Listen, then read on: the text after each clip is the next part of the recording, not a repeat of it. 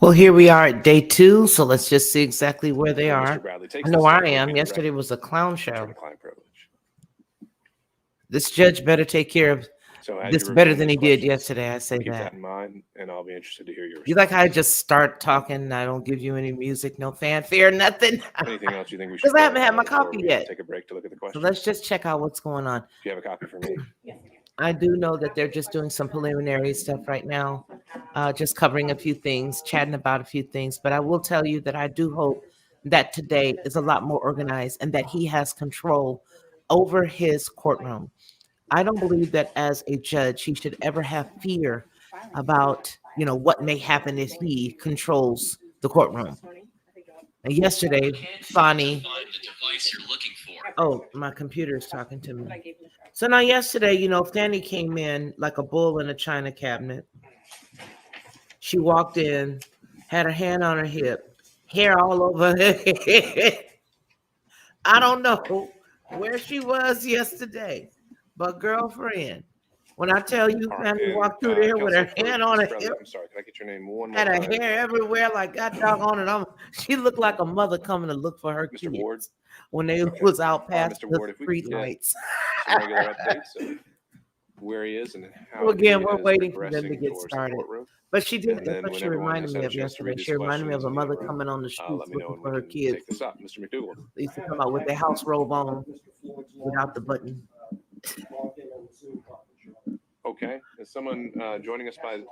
Thank you. Is someone joining us by Zoom that wants to appear for the record? Yes, Your Honor. Chris Kachuroff for Mr. Floyd. All right. Thank you, Mr. Kucherov. And I think we had a legal assistant here announcing on Mr. Floyd's behalf, but I think it would be better to have counsel of record any announcement in terms of Mr. Floyd's presence this afternoon. So while they're doing all that talking, I'm going to keep talking. For everybody who's here with me this morning, good morning, good morning, good morning. I'm sorry, Your Honor. I don't see any comments yet, but that doesn't mean anything. That means y'all are like joined us yesterday, early in the morning. I do not see him here today. And to me, this isn't early, but about his presence for today's hearing. No, he will not be present, Your Honor. All right. We believe his presence. Okay. Thank you, Mr. Control. All right. We'll be recessed. Hey, Vine Dressers Branch. Good morning. That Ashley Merchant, that's our tall chick. Okay, so I don't know where they've gone. But here's what I will say. If you guys were watching it yesterday, hey, Daryl. So you remember yesterday, Daryl, I have a clip of it, but I didn't show it. But I do have a clip of it. Does anybody remember how Fani Willis walked in the courtroom yesterday? She looked like she had went out the night before, didn't go home, but ended back up at the office in the same stuff she went out in the night before. Did you guys know they went to recess? Did you guys see that? That was too much for me. That was entirely too much because when she walked in that office, when I tell you, this woman right here with the dark hair, her attorney was looking like, what the heck are you doing in here right now? Nobody called you. What are you doing? You're jacking up stuff. Go sit down. When I tell you, I could not believe that lady walked through there with her hand on her hip in that hot pink outfit with no stockings on. I'm sorry. Because, listen, let me just tell you. I want to like Fani. I really, really want to like her. I have the desire to want to like her, but I cannot, I don't dislike her. But by the same token, I want to like her. And I just feel like she's really done some stuff that just makes you want to shake your head. Because, you can tell when somebody is really doing something because of something they are doing. And then you can tell it's when they're being, motivated by somebody else. And that's how I feel. I feel like her actions are being motivated and being moved by somebody else. And I believe that it's caused her a lot of angst. And over the past couple of years, it's just been one lie after another. And I believe that people have been lying to her. I do. Now, I don't know where, how that would play into the scheme of things as it relates to her and this guy's relationship. Well, wasn't he lying to her? Wasn't she lying to him? I don't know anything about that. But I do feel like a lot of people get motivated to do things based on money or opportunity. And so that's and so that's what. Oh, you missed the entrance, man. If you could have seen it. When I tell you China cabinet got a big dough removal yesterday, she was a bull in a China cabinet, man. They hadn't even called her in. And it was like she was watching someplace else, which to me, being in the age of technology and all of these devices and stuff and things, they're and then they're doing a lot of things online anyway, allowing the cameras to come in, but to be, the feed to happen at that very moment. That in and of itself is an issue.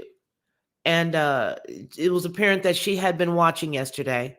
It was apparent that she was in another room looking, and I tell you what, she was mad. She was as hot as fish grease. I mean, she was hot. When she hooked around that corner, her attorney was like, "Heifer, what are you doing here right now?" She was like, "I'm telling you," she looked just like a mother whose kids allowed those street lights to come on and they rumps wasn't on that porch. That's what she looked like. She looked like she had took that house coat that she lost the belt on. She lost that belt on that house coat. So she just snatched that house coat around her body and she walked around holding it with one hand with the belt in the other. And I mean, she was coming down that hall. She came down that hall and went inside of that room and then threw a hand on her hip and threw the paper like, "Okay, let me in. Put me in, coach." And her lawyer was like, "Lady, if you don't go sit down somewhere." Man, I wish that I could show you this little bitty clip of it. The little bitty clip that I have, I don't know how I can let you guys see it. I don't know how I can let you guys see this little clip. Let me see if I can. I don't believe, oh, maybe I could put it up to the camera. How about that? But it's a real fast clip. And then when I went back to rewind it to try to capture it again, it would not let me.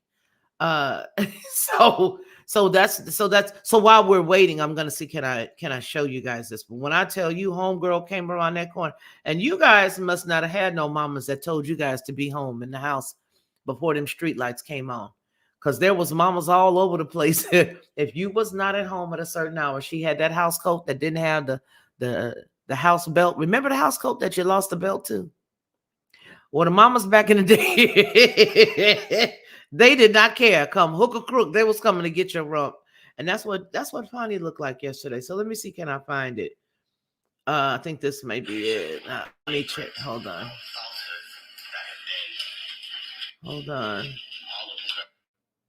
Because when I tell you,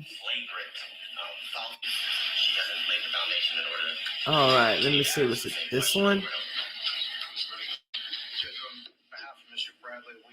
You know what?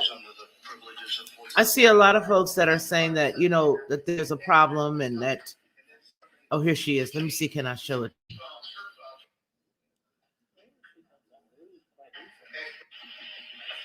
Okay, hold on. Let me see if I can show this to you. Okay, you guys, looks like we're about to go back. Let's see if they're about to go back in there. Hold on. No, it is not. There's a problem now, for sure.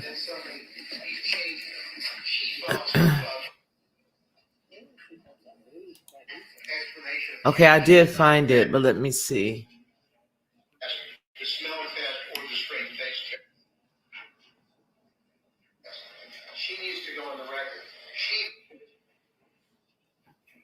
Hold on here.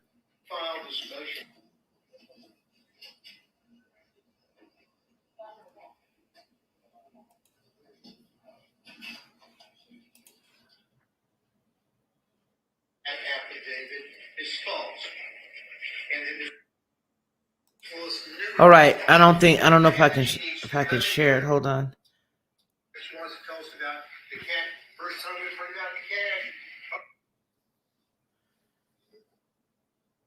I can't. It's too much of a problem to try to get it for you because of how it's set up.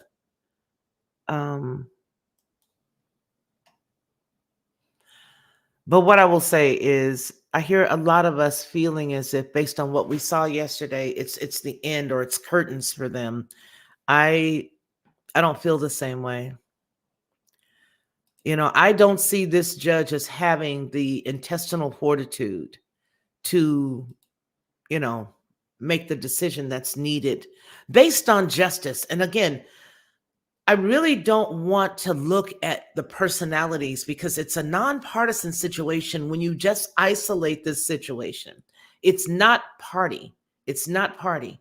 And I think that's where a lot of people have made a major mistake. And that is that they're, constantly feeling as if this thing has something to do with the right or the left or, the black man, as she said yesterday, and the white man and all this other stuff that was absolutely uncalled for, and it had nothing to do with that. But I feel like a lot of times folks do that because they have to keep the division going.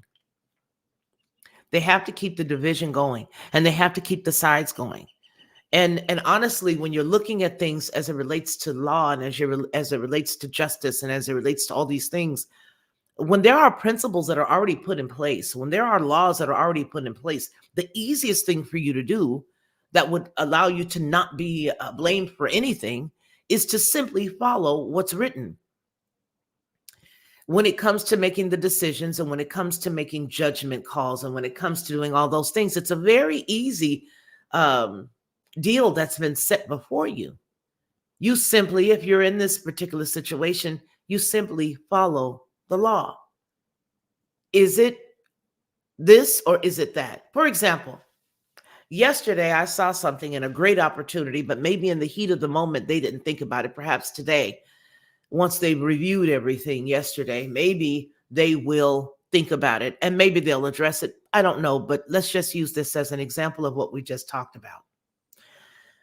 Yesterday, the gentleman, Wade, said that what he did was he paid with his business card and she paid him back in cash. But no one ever said anything about the fact that his LLP should have been reimbursed by him. The reimbursement should have been paid from him, the person, to the legal firm. A reimbursement for using their credit card for the business. No one ever mentioned that because then that would have allowed them to pull a few more strings. Oh, she's not going to come today? Well, I would hope not, because she really, truly, and honestly acted like a complete buffoon yesterday. I mean, I don't think that she could take another day like that. Let's see. Yeah, well, if she doesn't come today, I'm not shocked at all. Yeah. So my whole thought process was that was a really big opportunity missed, because here you are in court, cameras blazing, lights, camera action. You're telling the story about how your business paid for a romantic trip for you and your lady friend. And you're also at the same time saying that your lady friend paid you back. So there's one, and then there's two. But what you're not saying is how you paid your company back for the business expenditure. You claim was not a business expenditure, but you did. Do you see? You see? All of that. Cash rules everything around me. Cream it the money. Dollar, dollar bill, y'all. Okay, anyway. That's a problem. It's a major, major problem. It's a major, major problem. So that was one thing that got me. Another thing was when Ashley Merchant got up to speak yesterday and she made the statement, when I believe it was, how many times did he visit you at the condo? How many times did he visit you? She immediately and then began to filibuster with, and by she I mean Fani. She began to immediately go in. Well, I'll tell you what, it wasn't. We wasn't living together like this paper that you got to bust. You up here lying, talking about we was living together and this and this and that. And the outrage is a deflection. So they crafted this very well from a it just looks like the place from a Saul Alinsky / a Clinton playbook is exactly what it looked like to me, because it was like, keep the confusion going so that way people won't focus on what's important. And if you keep the confusion going, we'll get out of this, because we're going to say that you didn't say this. And the judge did exactly that. The judge said exactly what Fani was saying. And that was, well, you ask her about living together and blah, blah, blah. Ashley Merchant calmly said, no, I didn't say anything about living. I said visit. Visit. When did he visit? When did he go over? You see, you did. So for me, yeah. And then the cash from the campaign funds, absolutely, Rich. Absolutely. Absolutely. You see, yeah, our conversation wasn't substantial. We had a conversation. The question is, so y'all been over here talking about this. Oh, our conversation wasn't substantial. But you was talking, but it wasn't substantial. Well, what do you deem substantial when you're not supposed to be talking at all? Man, I'm telling you, yesterday was too much. So here's Wade's attorney. Here's Wade's attorney. Oh, wait a minute. Stop yelling at me. I was like, girl, bye. Girl, bye. And if I hear one more violin story about her daddy, I don't know what I'm going to do. Notice the gold fringe. Like, yeah, total maritime. Total maritime. Even the way he's sitting up and everybody else is down. All of the above. So all of it is a crap show. Okay. You guys ought to be, happy that I haven't had any coffee yet, because then in that case it would be a shit show. But right now it's just a crap show. Once I have some coffee in me, it'll be a shit show. But I'm sure that's what it's going to be anyway, because that's what it is. It is what it is. I can't take it from that. It is what it is. Okay. Hold on. It's a defecation show. I think we like shit better, right? Okay. All right. I'm backing out. Can't be real around these people no more. Can't be real around these folks no more. So that's what we're looking at, people. We're looking at exactly what happened yesterday. I'm reviewing some of the stuff that I watched yesterday. I'm looking back over some of the things that I recorded yesterday for this. And I'm just, when I tell you I am amazed, I am amazed. I'm amazed that they allowed a lot of the stuff to go on. And I'm amazed that that judge did not put his foot down when he should have. And the saddest part about this whole piece is, if they are saying that the relationship is the reason why, and all the particulars is the reason why they should be disqualified, because it did violate several laws, then I feel sorry, even if it wasn't Trump, whomever it would have been, right? I feel sorry for that person. I actually feel sorry for a lot of people that this DA, her office, has dealt with, and that has been found guilty by their pen and by them going through trials with them, because it appears that they don't have their stuff together. It appears they don't have their stuff together. It appears that if she is the leader, there's a whole bunch of problems there. Because for me, if I was over whomever's supposed to be for the district attorneys and all the attorneys, somebody would be rolling up out of there. She is unhinged. She's absolutely unhinged. How can you be at the helm? How can you be at the helm and you are so out of control? A leader should never be like that. I would have expected for her, seriously, honestly, because I just told you that I want to like her just as a person. You know what I mean? You just see somebody in a great position. You're like, oh, right, she made it. I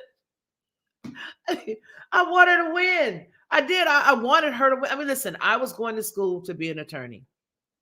Obviously, that didn't happen. So when I see somebody that has done that and has, because I know how much it takes to continue and to do that and to add this onto that and then to add your specialty onto this. And then I know what it takes. And I was like, oh my gosh, this is so awesome. This is so awesome. This is great. Go, girl. Hey, but baby, when you get in there and you come in there with your hair all crazy looking, I told y'all about the baby robe and all that. No. It's not good. Yes, Jesse Waters says that he was glued to the TV and could not stop watching it. Let me tell you something. It was the funniest thing I have ever seen in my life, but I do not feel like Trump is going to.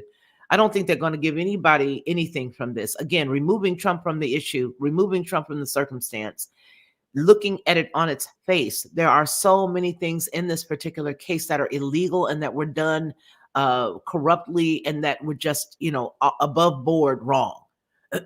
Even if you don't have him in the pie, on its face, would somebody be in trouble if they're inequitable on doing things by the law? Yeah.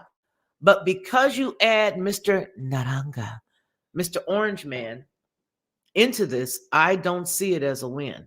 And you know what? Maybe they will allow this to be the win because, they've already got everything going with Letitia James. And then they've got all these other situations and all the other, 85 million. You may as well go ahead and file bankruptcy situations going on. They got all of that stuff going on. And so when I think of it, I'm like, maybe they'll just give him Atlanta.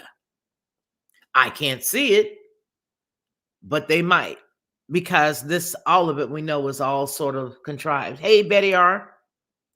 It's all contrived. So we were just looking at it on its face, just looking at it based on the actual case itself as to how they are wrong and how everything they're doing is illegal. I think they would have something. But I can't see them pulling them off of this case. And if they did, that means that if they pulled them off this case, then that means that somebody got some pretty big cojones and don't care, what somebody's trying to do to them. Because this guy yesterday, he seemed to be very afraid of her. She seemed to really have the upper hand on him. She did. She seemed to have the upper hand. Oh, you guys, please don't forget to hit the like button. She seemed to have the upper hand. Or you can hit the dislike button, but just interact with one of those buttons, please, because it does help us. These folks here, they've got a whole bunch of likes already. But nonetheless, yeah, I just feel like I don't think this is gonna bode well. I really don't. Yeah, the judge clearly, clearly, clearly. Yeah, because isn't that what she says? She drinks rich Grey Goose. I think she says she drink Grey Goose. But anybody who's had anything, tried with her office, I think they need to revisit all of that because they are very unethical, very unprofessional. She is just, ugh. Boy, I really wanted to like her. I really wanted to like her. Again, let me tell you what I expected while we're waiting. I expected her to come in there in a very nice, dress or a nice skirt outfit with a nice little pair of, sling back pumps, little kitten heel. You know what I mean? I was expecting that. Maybe her hair well coiffed with a nice bang, considering, these videos are going to, go around the world for a long time. And people are going to see it for historic reasons throughout time immemorial. But instead, let me show you what we saw. Let me go over here because I can't. I should have had this queued up if I had known we were going to even talk about this. Because to me, it's like, are you kidding? This should have been the first thing I talked about. Let me find him. He is hilarious with what he said, by the way. Okay. Who is this? Oh God, that's her. Yeah, I don't want to watch her. She's hilarious. Here we go. Yeah, and then the whole cash thing. It's like you never go to the bank. You never go to the bank. So how do you get your money? We don't see you go to the bank at all. Yes, it does. Beautiful sunrises and sunsets. Yes, it does. Okay. Yeah, this is the best soap opera ever. It is far better than any of the old shows, the stories, as my mom and them used to call them, the stories. I can cue it up to that. Okay, hold on. Hold on. Okay, I'm pulling it up.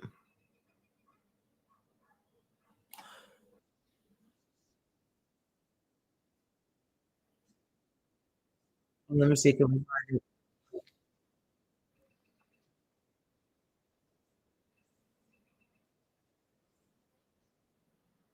Somebody going to jail either way.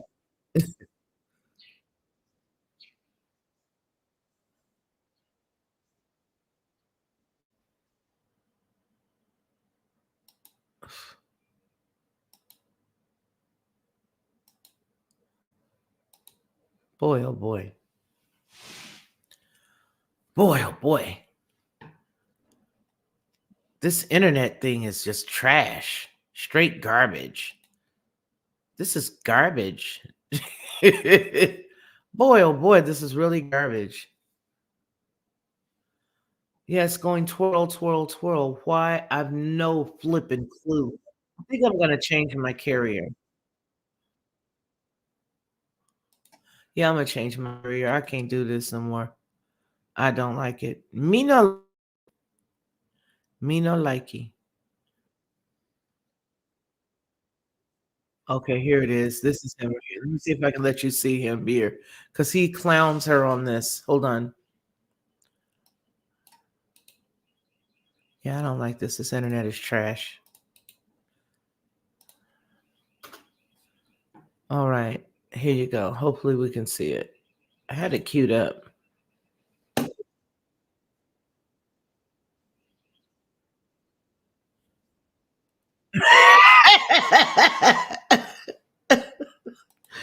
This fool said this girl rumbled.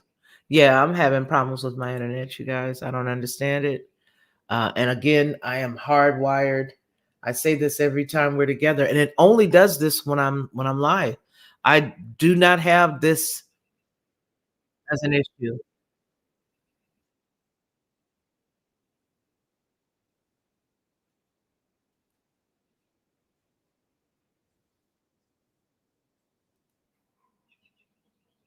This is just straight trash. So I'm going to have to figure out a way to do this to where I'm not dealing with trash because it's a really, really starting to bug me. Let me see what I can do about getting back to where I was.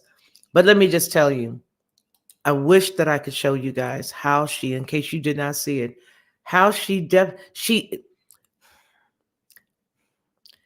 care that we knew that she was watching. She did not give one iota. She did not care one bit. She did not care that we knew she was watching. It didn't matter to her that we were watching. So let me see.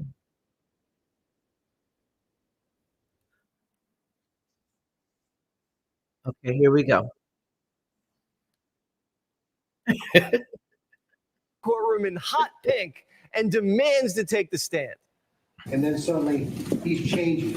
She files her financial. Look at the complete horror on her attorney's face. Now, mind you, let me paint the picture for you. The man that's sitting there on her attorney's table at her attorney's team, he don't care what she looked like because men don't put it together like that. I mean, she'd have to be completely hair all over the head, disheveled, right? Look at the way the woman is looking at her. The woman is looking at her like, girl, your weave is bent back. Look at you. You done got no stockings on. You coming here like you about to just play football or something. Watch her watch her moves. Watch her walk. Watch her. Let me go back just a smash. And you know what? Jesse ain't no good talking about. She comes rumbling.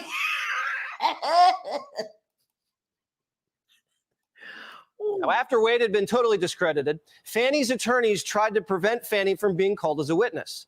When out of nowhere, Fani rumbles into the courtroom in hot pink and demands to take the stand. And then suddenly he's changing. She files. Look at her lawyer. To meet with Mr. Wade and talk to him about the motion that I.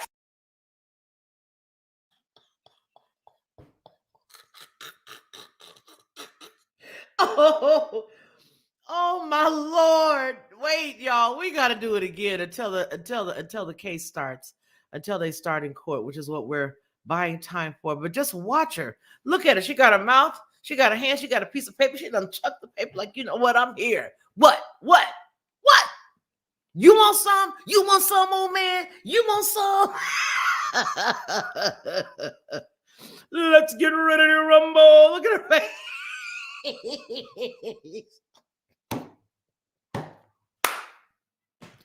Ooh. And her attorney is, this is not how any of this was supposed to work. Listen to this fool. Listen to Jesse again. Listen to this. Fanny from being called as a witness. When out of nowhere, Fanny rumbles into the courtroom in hot pink and demands to take the stand. And then suddenly he's changing. She files her financial declarations. Did you meet with Mr. Wade and talk to him about the motion that I filed to disqualify you? On January, this first January motion? Yes. I don't know if you could say talked about.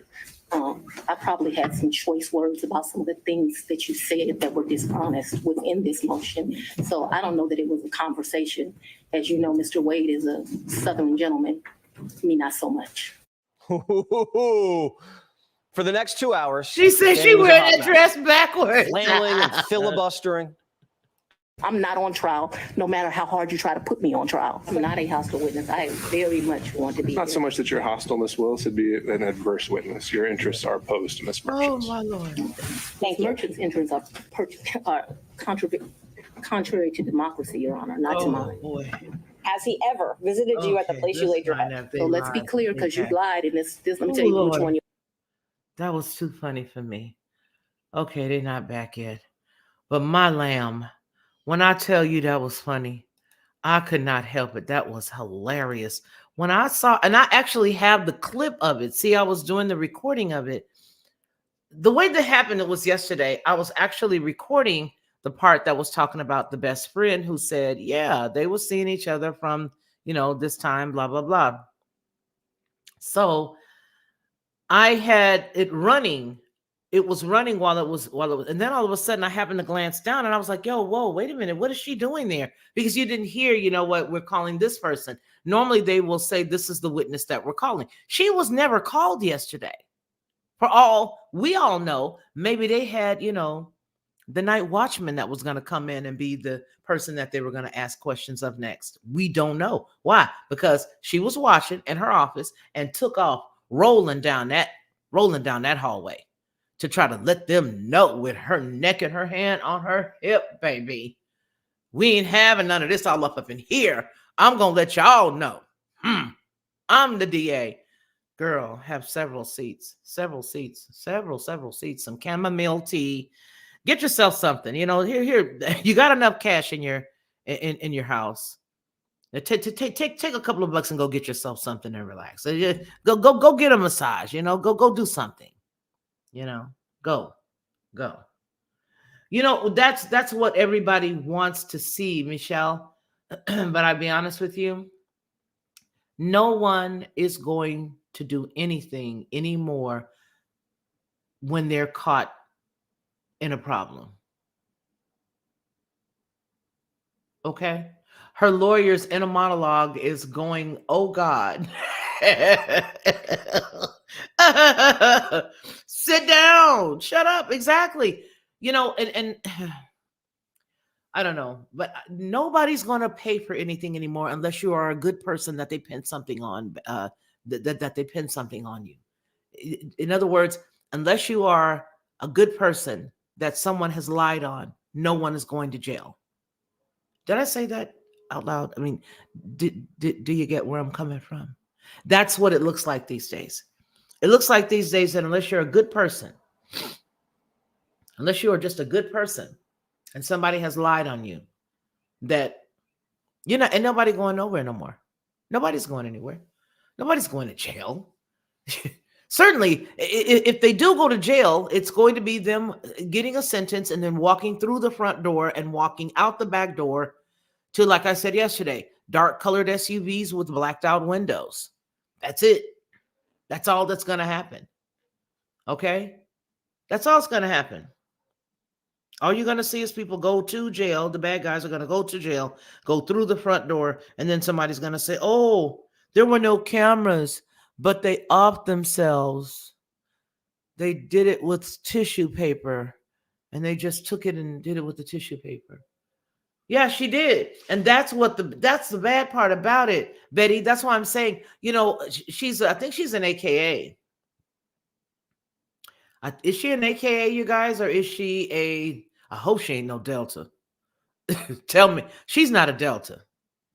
She's not a Delta. She has to be an AKA. Yeah, she's an AKA. I know that ain't no Delta territory. Nonetheless, I would have expected her to have come in and have been very well coiffed, very calm, cool, and collected, poised, professional. And I'm gonna tell you, you know what? On a couple of occasions, the lady that I'm about to mention did come unglued.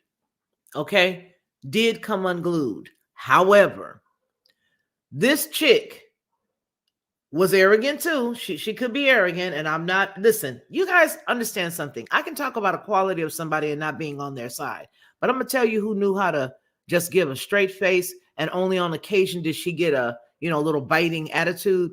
That's Hillary Clinton, baby.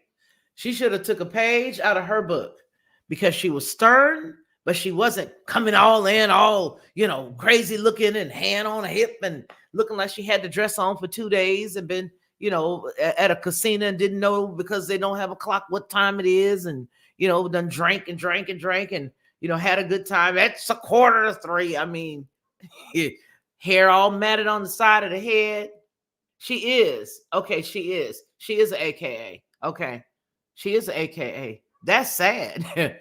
That's sad. And her sorors need to check her. I'm glad she's not a Delta. But nonetheless, her sorors, I knew she wasn't a Delta.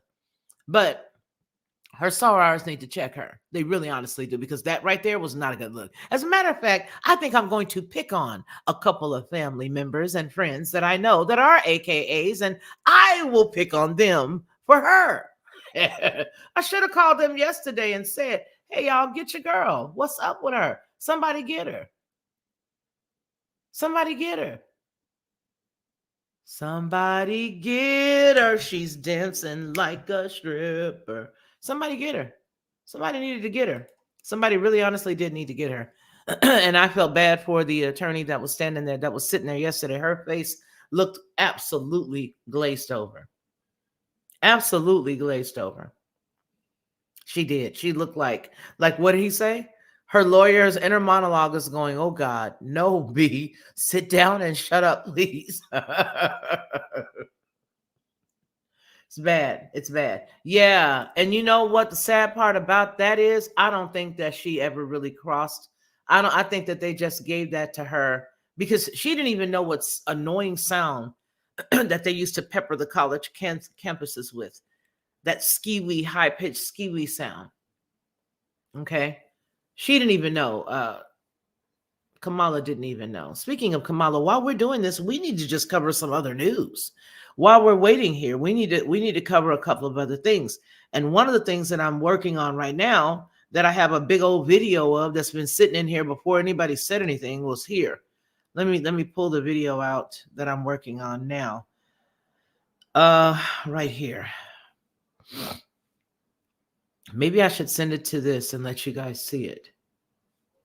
Yeah, pretty much, Deborah. Pretty much. Hey everybody, welcome back to the channel. We're looking today let's at a WGN article that was done about Tiffany Henyard with the recent meeting that she had with the Board of Trustees there in Dalton, Illinois. She's also the supervisor for Thornton Township. Y'all forget I am the leader. Okay. They want to hear from the mayor. If y'all ain't learned that yet. The mayor. I think I'm going to try to see if I can send this to myself right quick, even though it's not completed. And then what I'll do is once it is completed and I'm done adding on the little pieces, because trust and believe, this girl is giving me more and more and more material than I ever would have asked for. So I'm going to go ahead and see, can I send it to myself? It's abridged, but I'll share it with you guys. But I'm just amazed at how all of these chicks are off the hinge. They're just off the rail. This is a period of time where a lot of these folks making civil servants in China borrow money to pay their own salaries. My Lord. Solemn peace Send that story to me. Send it to my email. Oh, wow. That's terrible. That's terrible. Also, did you guys see that George Soros purchased Odyssey? I pronounced it Audacity on purpose, but it's Odyssey. Did you guys see that? And not long ago, he and some of the people, he's a part of a consortium that purchased Vice. Now with Odyssey, the issue is they have over 200 and some odd publications or channels that they own. Not channel stations, it's stations. Okay, here you go. Upload it, share it to my email. Maybe I can share it to my email. Share it to my email, hopefully. But that's problematic. That's problematic, baby. It's going to be worse than it is now. It's going to be worse than it is now. No, I did not know that he purchased. Yeah, he purchased Odyssey. I say Audacity because I believe it's the audacity that we don't have any laws in place to go and get this little toad. We don't have any laws in place to stop people from purchasing large swaths of things. Speaking of large swaths of things, do you guys remember when I put up the video that asked the question about them?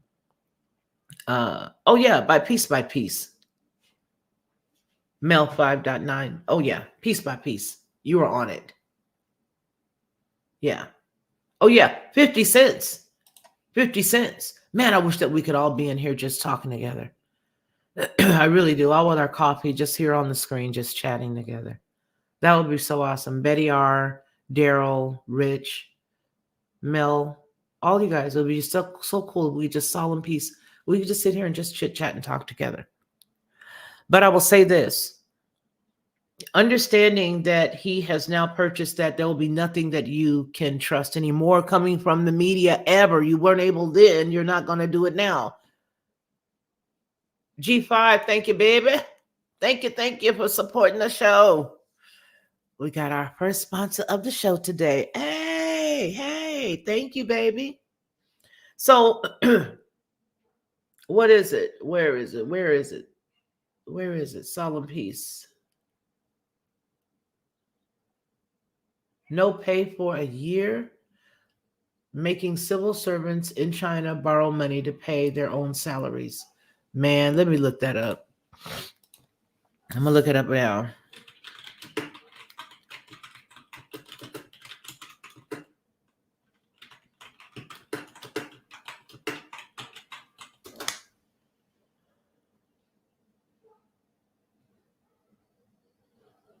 Okay.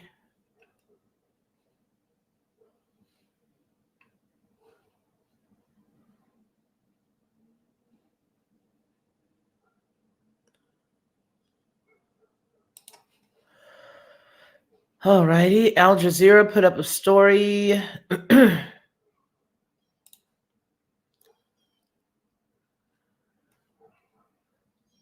Civil servants in Eastern China.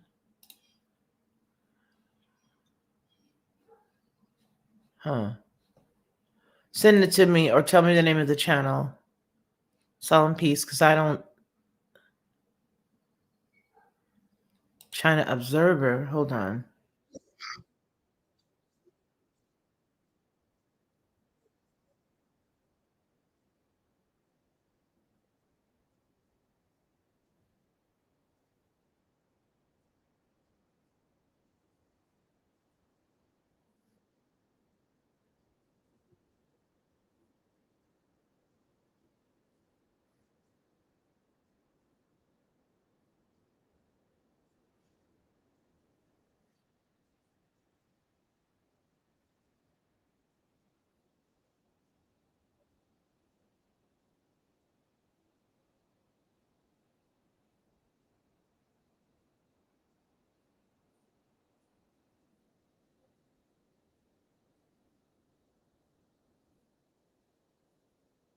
Send that to me. I don't see anything that I can put up. It was in, so I'm in China's Observer today. Okay, that's where I was just now. So it was yesterday's China Observer. Okay, let me go see. I'm on their page literally right now.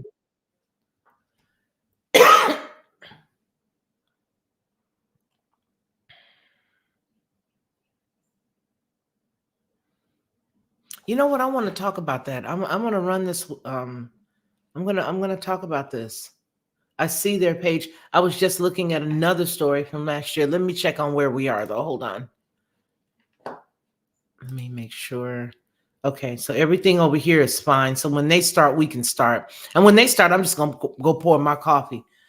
I should put some music on and go pour my coffee so I can sip it slowly with y'all. All right, so let's see. Solemn Peace. Okay, China Observer site. I was just over there. Let me show you. I'll show you. I'll show you. I'll show you. I'll show you. Okay, China Observer right there. That's where I am right there. That's their page. But this is what I was just looking at. Solemn Peace. I was right here. Right there. For the temple. Netizens unanimously view this as a retaliatory move by the government. That's On what I was September listening to when you were on the other one. I was on the other side. Apparently, they had gone to borrow some money from the temple, and the temple wouldn't give them any more when they came back the next time, because apparently they were already helping a host of other people, and so they made them cut down or something like that. U.S. is asking World Bank to end loans to China. Now get your Fanny into the kitchen and make me a sandwich. Robert, it's sandwich with an M. Okay, let me see if I can show you guys this video. Yeah, that Ashley Merchant lady is really tall. I was thinking when I saw her pass a few seconds ago on the screen. Okay, let's make sure that we're there. We're there. There. There. Now get your Fanny in the kitchen and make me a sandwich. You a mess. So, okay, let me see if I can pull it up.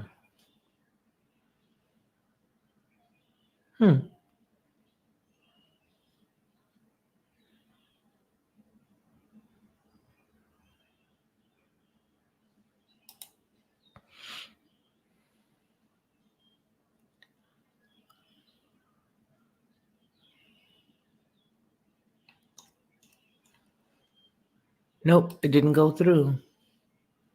Maybe I have to save it as a video.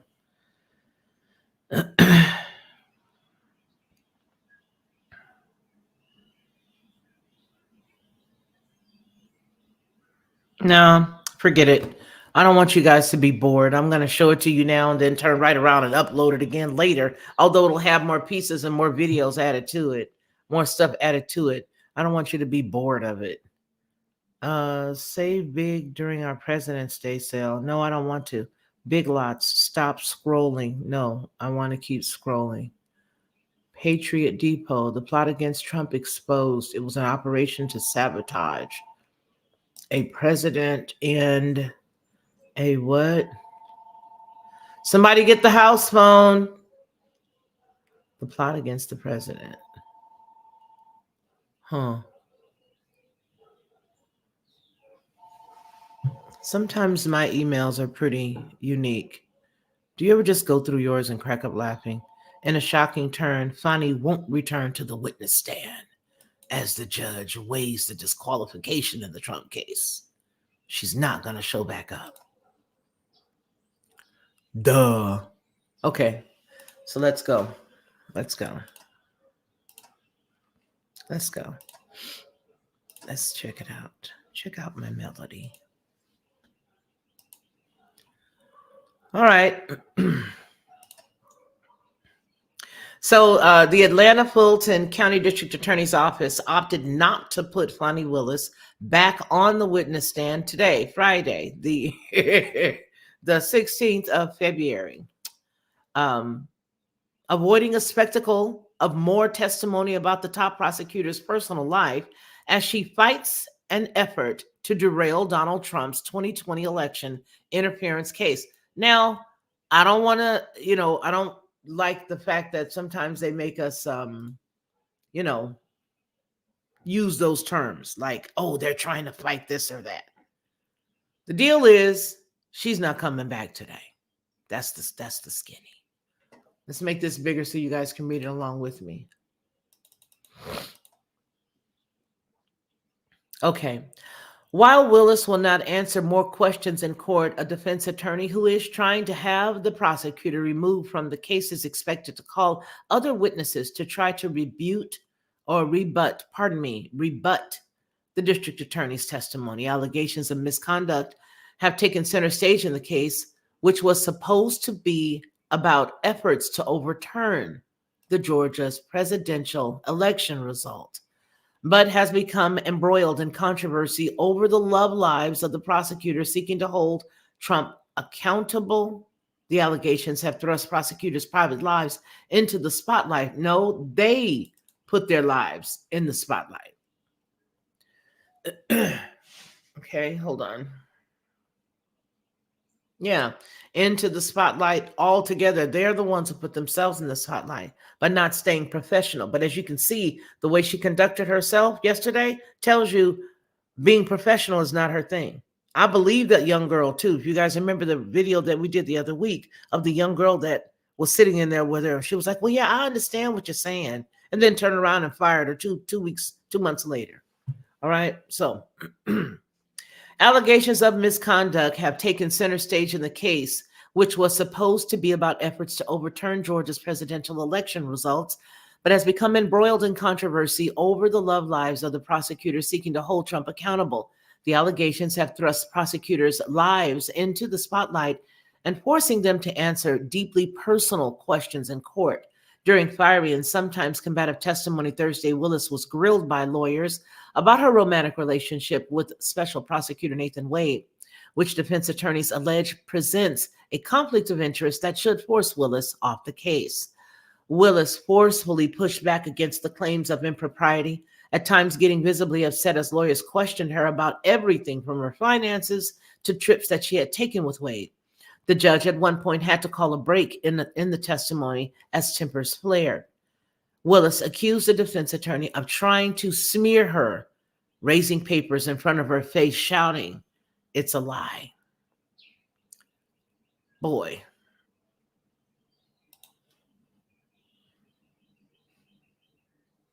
See, can we see? Oh, baby. No, baby. Don't want to see that. Skip the ad. When someone lies on you, and it's highly offensive when they try to implicate that you slept with somebody the first day you met with them, and I take exception to it. I object to you getting records. You've been intrusive into people's personal lives. You're confused. You think I'm on trial. These people are on trial for trying to steal an election in 2020. I'm not on trial, no matter how hard you try to put me on trial. So let's be clear, because you lied in this. Let me tell you which one you lied in. Right here. I think you lied right here. No. This is the truth, Judge. And it is a lie. It is a lie. The romantic relationship ended before the indictment was returned. Yes or no?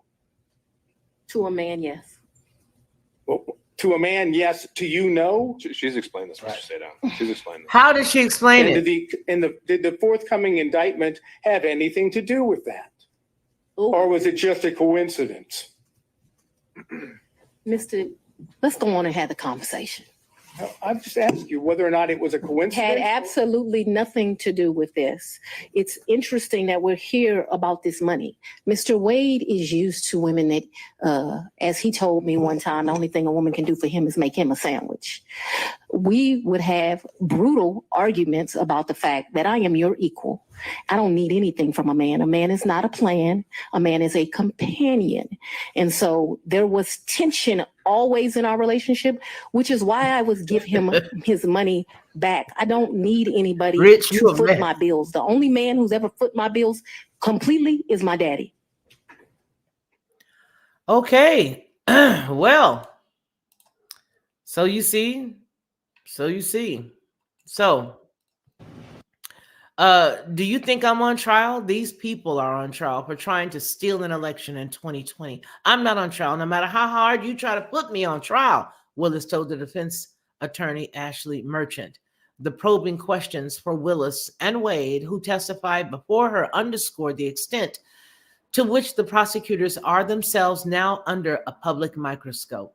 With revelations about their personal lives diverting attention away from Trump's own conduct, the allegations are also provided an opening for Republicans to try to cast doubt on the legitimacy of one of the four criminal cases that Trump is facing as he vies to reclaim the White House in November. You know what? It's apparent, no matter what side that you sit on of this whole entire, Trump thing and the voting and who did what, the election, it's apparent that there was something very serious that did go on. It is something serious that went on with this whole thing. And if we were to unravel everything, I doubt that we would be privy to the people that we're privy to now. I doubt that we would know about the people that we know about now, to include Fani. I doubt very strongly that we would have any of the things that's going on right now. Here's what I feel. Let me read this from Deborah Johnson. Fulton County Superior Court Judge Robert McBurney, in a hearing Thursday, also criticized District Attorney Fani Willis for hosting a fundraiser for the Democratic candidate. Yes, and this is the situation that got her removed, or she was not able to do something towards him, I believe is what it was. I forgot what the situation was. But I do know that over the past, I would say 10 years solid, we have been on a downward spiral, just a spiral going down into the abyss of so many evil and wicked things in our nation. And it's so sad because a part of that wickedness has been to hate justice, true justice, to hate our country, to hate our laws, to hate the foundation with which this country was put together. May not have been the best, but it's better than most, apparently. In my opinion, we've been somewhat pushed into a direction that if we are not careful, just regular everyday people, we would be sliding into a positioning of a type of communism. Very carefully watch what I just said, because there are certain types of belief systems that are steeped in a lot of self-pity, that are steeped in a lot of entitlement. And some of those types of characteristics are what we're seeing played out right now. There is rules for you, but there are no rules for me. And then when I'm caught, it's, oh, poor me. Huh? You see what I'm saying? So right now we are really on a slippery slope, and we're, I believe, coming up towards the end of the last curve. I don't know where we're going to be here in a minute, because we have now made ourselves accepting of all things wrong. We have now accepted all things wrong. We have.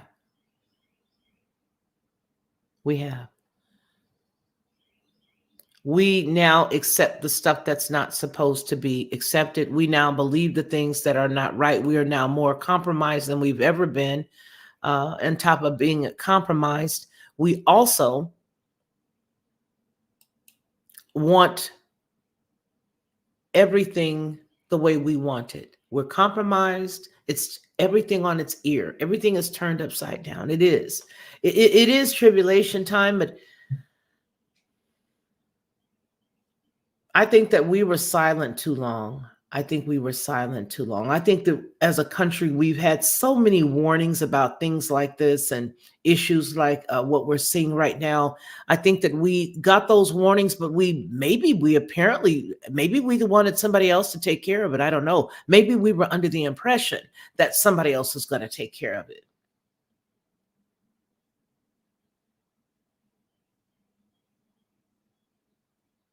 I think that's our issue. I think we truly felt like maybe we thought we voted for somebody and they were going to go do it.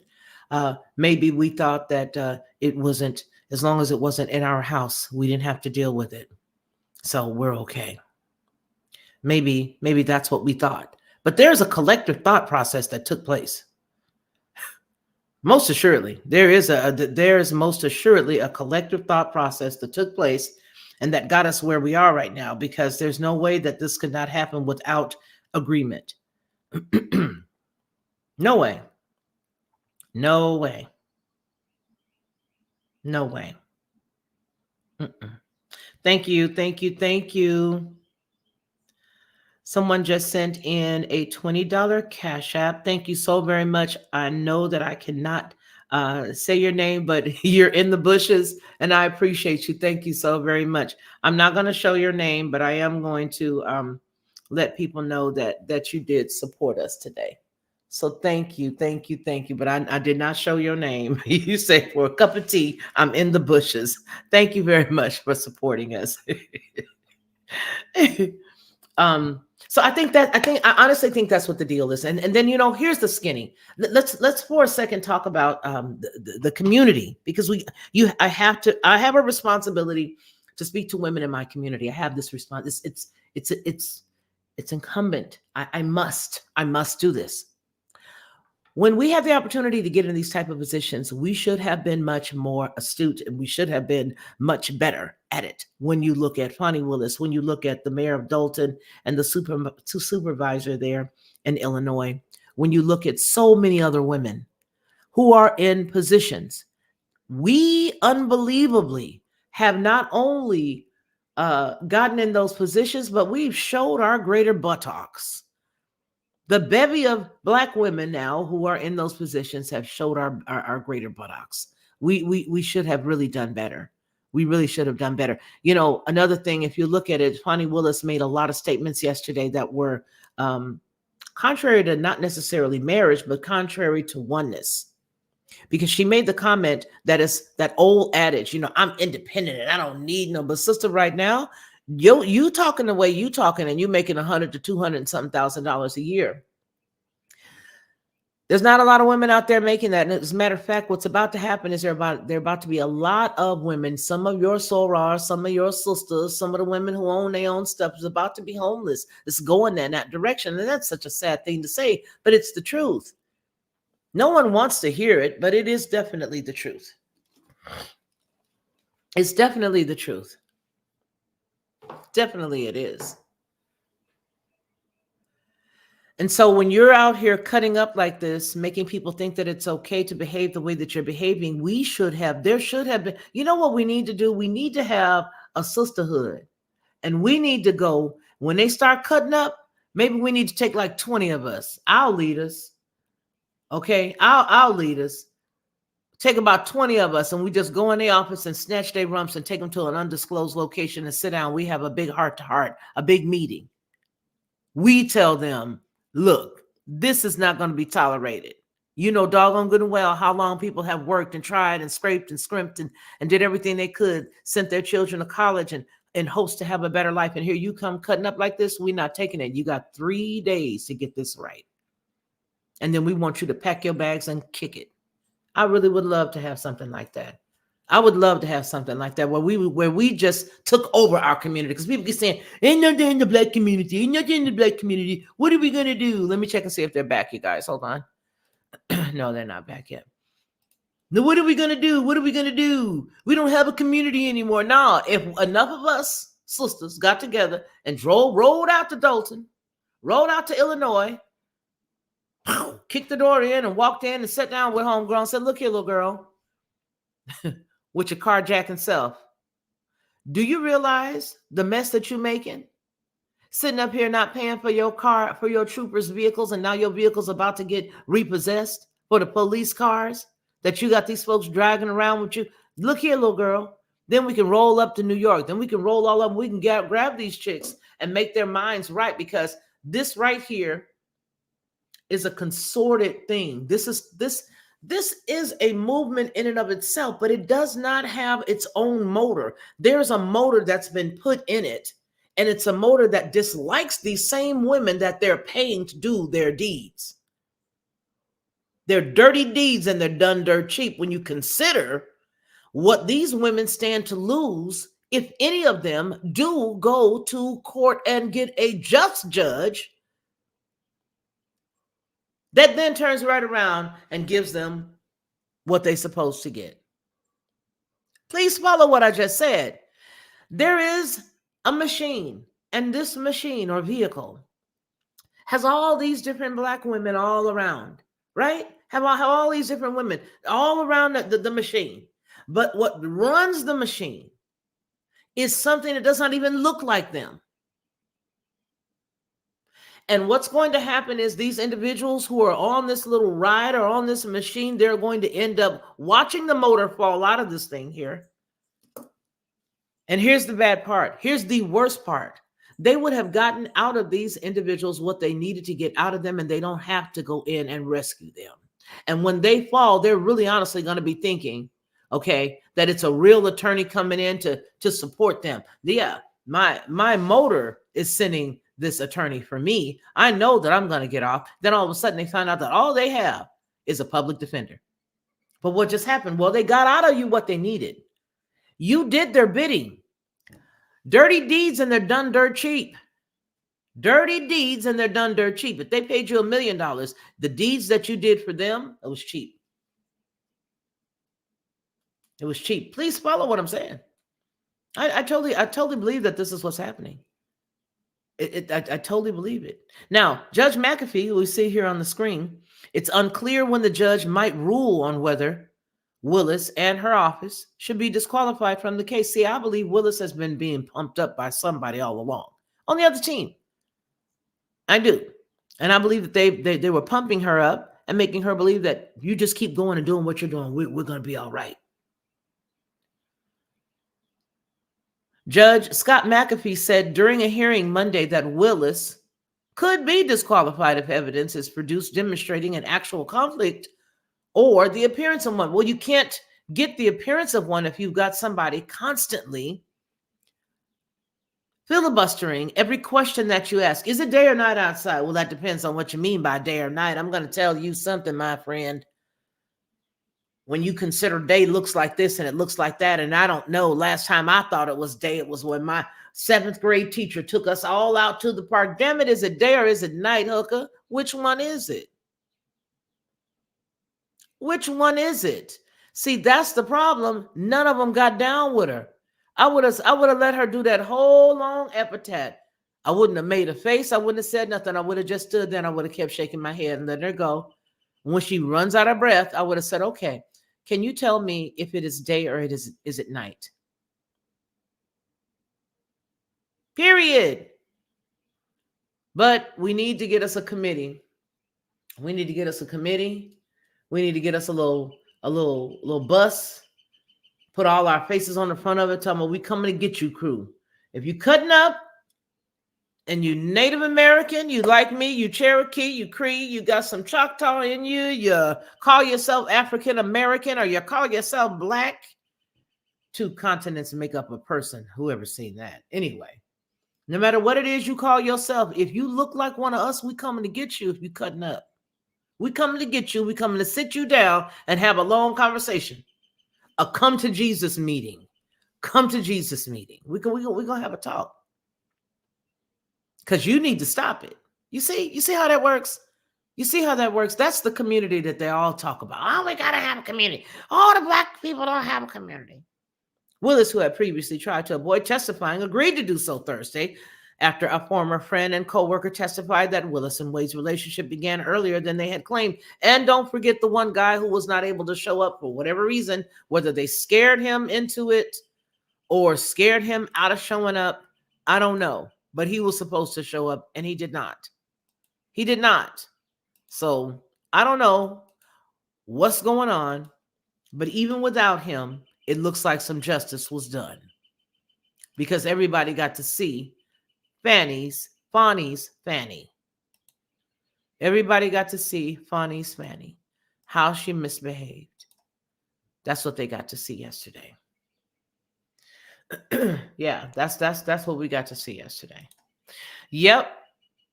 And honestly, I've been thinking about that, but I think that it's even purposeful that it's the Black women that are becoming highlighted in these doing deeds. Yes, it is. There is a big purpose. There's a big reason for it. And I'm going to say what I think it is, Mel. And you tell me what you think about this. See if we're on the same page. What I believe is that there are the Black women, but it's like killing two birds with one stone. You had a Black mayor and they cut up. You had a female mayor and she cut up. You see what I'm saying? I believe that it is the way that you get a Black and the way that you have a, yes, she is, Mark. She is. I believe that it's the way you say you put a woman and a Black person in a positioning. And they already know. See, this, here's the funny thing. Mel, tell me what you think about this. This is a way for them to show that they have done all that they can do for the minorities in the community with which these individuals hail, from which they hail. And I believe that because they've got their hands and who they are them, the bad guys, the Justice League's nemesis. I believe that because they allowed these people to be put in a position the way that they have been, that it's going to make it easier for them to put the people that they really want in. And those individuals are going to appear to be doing things correctly. See, they're allowing the people that's been put in thus far, they're allowing them to show their bottoms. They're allowing them to just tear up and do everything that they can. So that way in the future, when they don't bring any more of them, they'll be ashamed to even ask, where are the Blacks? Where are the females? Where are the Black females in leadership? Because all they got to say is you had Wade, you had Willis, you had Letitia, you had the mayor of Dalton, your supervisor. You had this one. You had the cuckoo bird out there that everybody called Beetlejuice out in Chicago. You had her. Okay. You had all these people. So we've done that. And because we've done that, we don't need to do it no more. So they allow the worst of the worst to be brought up. They pay for the worst of the worst to be pushed in by way of finances that are given to them from people that are on the outside that don't even care about our country. All right. And now they're in their positioning. And now that they're in their positions, we see them running amok. Get them out of there. Everybody's going to say both Black and white alike. And then we will start to put in illegal aliens in the positioning that these people are in and other people. Oh, yeah. Oh, yeah. There are going to be a lot of people that's going to be put in these positions. Did you guys see? Oh, yeah. Betty R is awesome. Let me see Betty R's channel. Betty R, we going to your channel, girl. I love Betty R. I've been telling you guys to go to Betty R's, what does it call her? Doomaplicum, Instagram. So let me see. So what we're going to do is, let's see, agreed, especially as now they are working forward aggressively to replace African Americans in the primary minority. Absolutely. And so it's at our own hand, but that's the reason why I'm saying we need to have a situation where we need to have a situation where we are we need to have a situation where we can, I'm looking at your page, Betty R. We need to have a situation where we can just ride out and get on over there and check.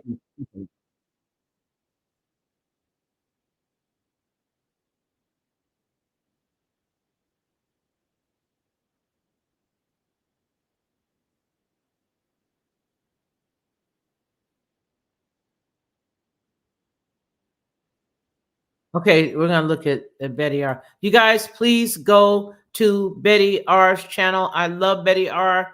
Betty is an outstanding person. Her page for Instagram is awesome.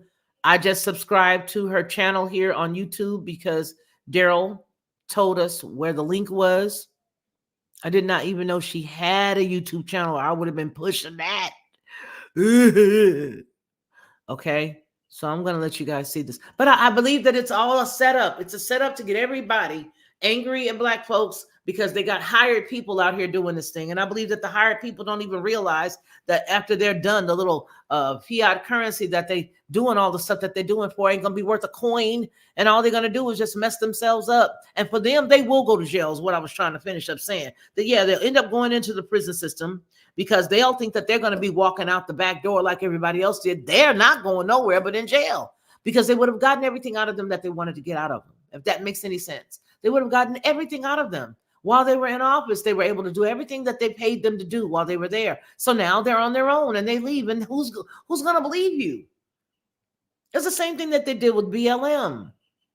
All of those stolen children that they had, them people from BLM, those Black girls, especially the ones that look like they were from Haiti. This is my impression. This is allegedly.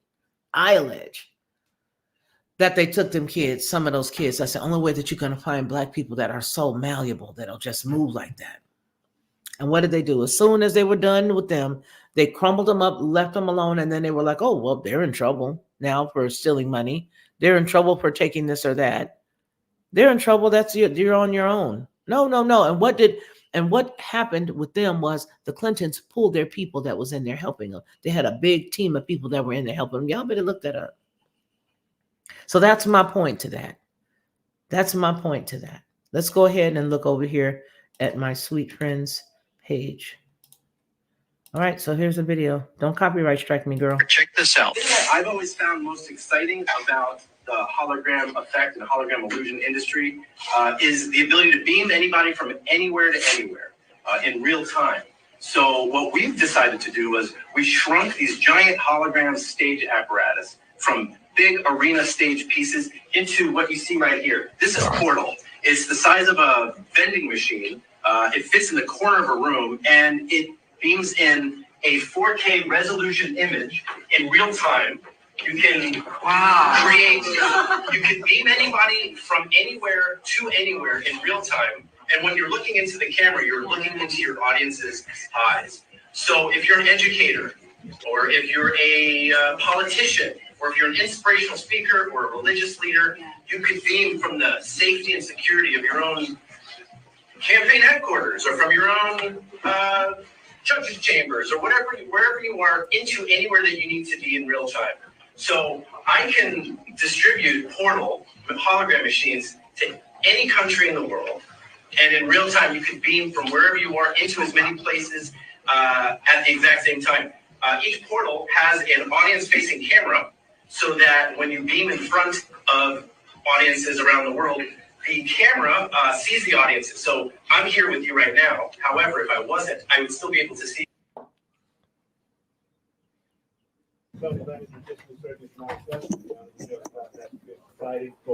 Thank you all. Please be seated.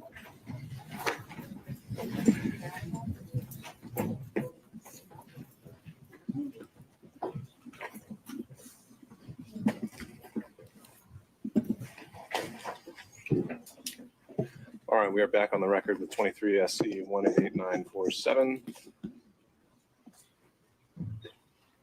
As with yesterday, if we could have counsel just briefly introduce themselves, make sure we've got waivers on the record for today, starting with the state.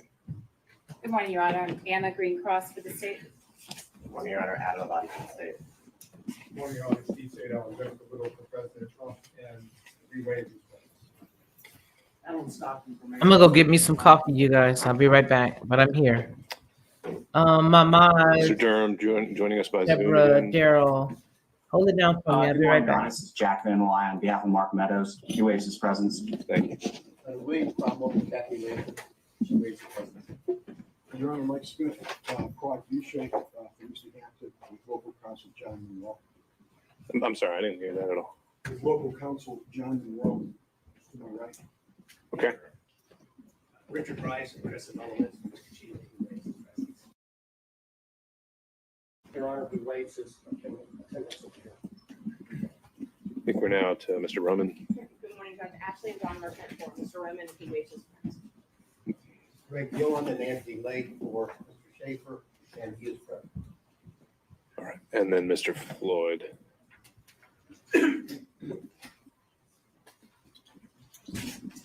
All right. Not seeing Mr. Floyd present today or anyone on behalf of his counsel. He received notice that today would resume. And so I will make a finding that he's decided not to attend today's round 2. All right. Anything we need to take up before resuming? We have someone from the gallery. Sorry, Robin Martin, I wanted to grab John Morrison's office. He's sick today. They have a Floyd's office, taking notes. Okay. And Mr. Floyd has decided what exactly? Did he?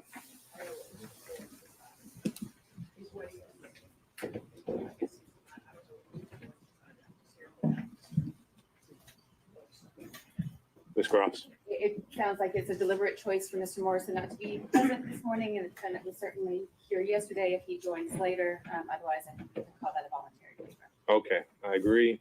And I haven't heard anything else from Mr. Morrison or any other counsel. Is there anything we need to take up before resuming testimony here? Let me start with the state. I'm sorry, thank you, Your Honor. Yesterday, the state had asked that Ms. Yurdi be, her subpoena be held in case we needed to recall. I let her attorney know last night after speaking to him, we don't intend to recall her, and as far as the state's concerned, I know she'd already been released from the subpoena from the other side, so there was no reason for her to be taken from the state. All right, Ms. Merchant, can we excuse Ms. Yurdi? I talked to her attorney last night and I said, we had a different conversation, so I think she's still on standby. So your position has changed since yesterday? Well, based on the state's representation that they may have rebuttal evidence, but they didn't give us that, so I don't know what that is. So in rebuttal, if they present something in rebuttal that I need to call her to talk about, then I. All right, we'll address it as it comes up. What else? Anything else, Ms. Cross? Not from the state, Your Honor. Okay, Ms. Merchant? I know that we are still in the middle of Ms. Willis, but we need to address some of the things that were said yesterday in court in regards to Mr. Bradley, privilege, things like that. Do you want to do that now, or would you rather do that before Mr. Bradley? When you say address them, what do you mean? Well, there's a couple different issues, but we've got the privilege issue is one of them. But I also, what I did was I drafted all my questions, and I thought I could give those to the court because the counsel wasn't reviewing them, so we didn't have to worry about the privilege stuff. There were some allegations made. I had a transcript made of the proceeding yesterday. Some specific allegations that I think I should have an opportunity to review. Specifically that I had egregiously misrepresented, that things that I had said were patently false, and that all of that information came from Mr. Abadi, speaking of Mr. Chopra. I spoke with Mr. Chopra when we talked to him in the car on the way here on speakerphone, Mr. Merchant and I. And he said that he didn't tell Mr. Abadi any of that information, doesn't know where Mr. Abadi got it from. Mr. Abadi says that he did. And so, If there's any clearing of the air that needs to happen, and if we need to get to that, I think the right time would be once we've actually seen all the evidence that comes out. So, thank you. I just wanted to let the court know. Thank you. and in terms of the privilege issue, if you're planning to recall Mr. Bradley, and you've actually typed out some specific questions, then yes, I think that would be helpful and might allow things to proceed a little more efficiently through his testimony. So to the extent you've got those typed out and are willing to provide those to counsel for Mr. Bradley and the state, I'd encourage you to do that. And before we call him, we can get into that as well. Okay, great. Thank you. And I have a copy for the court. I have one copy for Mr. Evans. I know Mr. Abadi was objecting to privilege yesterday, but I think it's actually Mr. Evans. Was Mr. Evans is Can here. you believe that, Deborah? Right. Anything else from any counsel? I couldn't believe that. Rule is still in place. All right. Not seeing anything else. If we could bring back in Ms. Willis. You were talking about the guy that State didn't show has no up. further questions for Ms. Willis, so All right. no need to recall. Okay, Ms. Merchant. Next witness. I think we're about to hit the privilege issue. We are about to hit the privilege. There we are. Okay. Then do you need counsel need a moment to take a look at her questions? Yes. So I've got a copy. Oh, I guess Mr. Evans. And then do we have Mr. Bradley somewhere in the whereabouts nearby. Mr. Chopra, I informed Mr. Chopra that he's still under subpoena. Are they gonna, so Well, Bradley that's is fine. gonna talk Yes. today. Well, I'm also with Mr. Bradley, and he's actually not here today. He's We need you to identify yourself for the record, sir. named Van Ward. He's not here at this moment. He has a doctor. Wait a minute, he wasn't there yesterday. He's currently in as we speak. And his representation is on the way here as well. I'd love to be able to get one of the. Oh, You have a question? this guy. I just want to Mr. Evans. Is there one Do you have a time estimate of when he's supposed to be here? I won't copy of the He's, question. not- Where's the doctor in relation to here? yes, at the very earliest, it would be free about 10 o'clock, 10 to 10:30. 10 o'clock. All right, he's currently It's already 10:30 driving there here as now. we speak. He's at the actual doctor's office as we speak. Okay. And And I think the council was informed of that last night, that he would not be here until at the earliest 10 to 10:30. all right, I wasn't until 10 or 10:30, but, sure. Ms. Merchant, other than Mr. Bradley, did you have any other witnesses? not that I can probably come to. But I do think we can take up some of the privilege. Sure. No, I think we can use this time to do that. So why don't y'all take a moment to look at the questions and then let me know when you're ready to proceed. My part of it doesn't have to do with questions. I understood yesterday. I know these gentlemen looking at the same time, so we want me to wait until they have a chance. Well, I think you're about to maybe make a legal qualification here. So why don't we hear what you got? Yesterday, it sounded as if the witness was going to decline to answer any questions at all in relation to communications, or observations, or anything, be it independent source or otherwise, that took place during the time of the alleged attorney-client privilege or relationship, which is 2015, I think, until the present. I understood that as referencing not simply attorney-client privilege communications, but what we commonly refer to under 1.6 as confidences and secrets, which are not covered by the attorney-client privilege and are not barred from testimony or evidence in a courtroom. But it sounded as if the court is going to have to order Mr. Bradley to testify. And then Mr. Bradley will have to take a position of whether he's going to follow the court's order, heed the court's order, or whether he's not. If he does, then we'll be able to get into hopefully the questions that Ms. Merchant has prepared on Mr. Roman's behalf. If he says, I'm not going to comply, then theoretically we're in a position in which the court will have to hold him in contempt. And then at that point, my guess would be that somebody would say, I would like him to have the contempt stayed while I take it up on appeal. So I'm just trying to play through where we're going to be. Because if we're going to do that, we might as well notice before we start putting them on the stand. I think that's a good thing to flag now. And I agree that yesterday during the hearing, there was some intermingling of 1.6 and attorney-client privilege. And now having had the time to kind of parse through that, and it does seem that there is a distinction between the two. Screaming. I'll be One back. is not covered Deborah, by the evidentiary privilege, Errol, and I'll be back. pulling the case of Tenet Healthcare Corp. 273 Georgia 206. Supreme Court doesn't make that distinction. So to that end, Mr. Evans, as we work through these issues, I would say that when Mr. Bradley takes the stand, I would be directing him to respond and be responsive to any questioning that may be covered by Rule 1.6. That would be the order of this court, but that still reserves the issue of attorney-client privilege. So as you're reviewing those questions, we'll keep that in mind, and I'll be interested to hear your response. Anything else you think we should clarify before we take a break to look at the questions? Do you have a copy for me? Yes, I do. A copy of the questions, Judge, and I also have copies of there's the exhibit that I would be filing. Would you like that as well? I just So I have objections to filing. You say you want to file it? know that I'm going to use Mr. Bradley's testimony. I think it'll help, but we can wait and I can use it Yeah, for sure. Question that I gave Ms. Brown.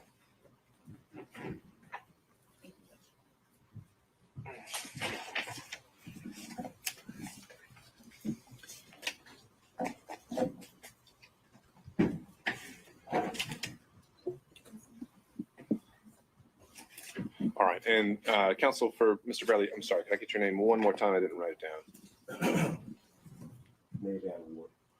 Mr. Ward? Yes. Okay.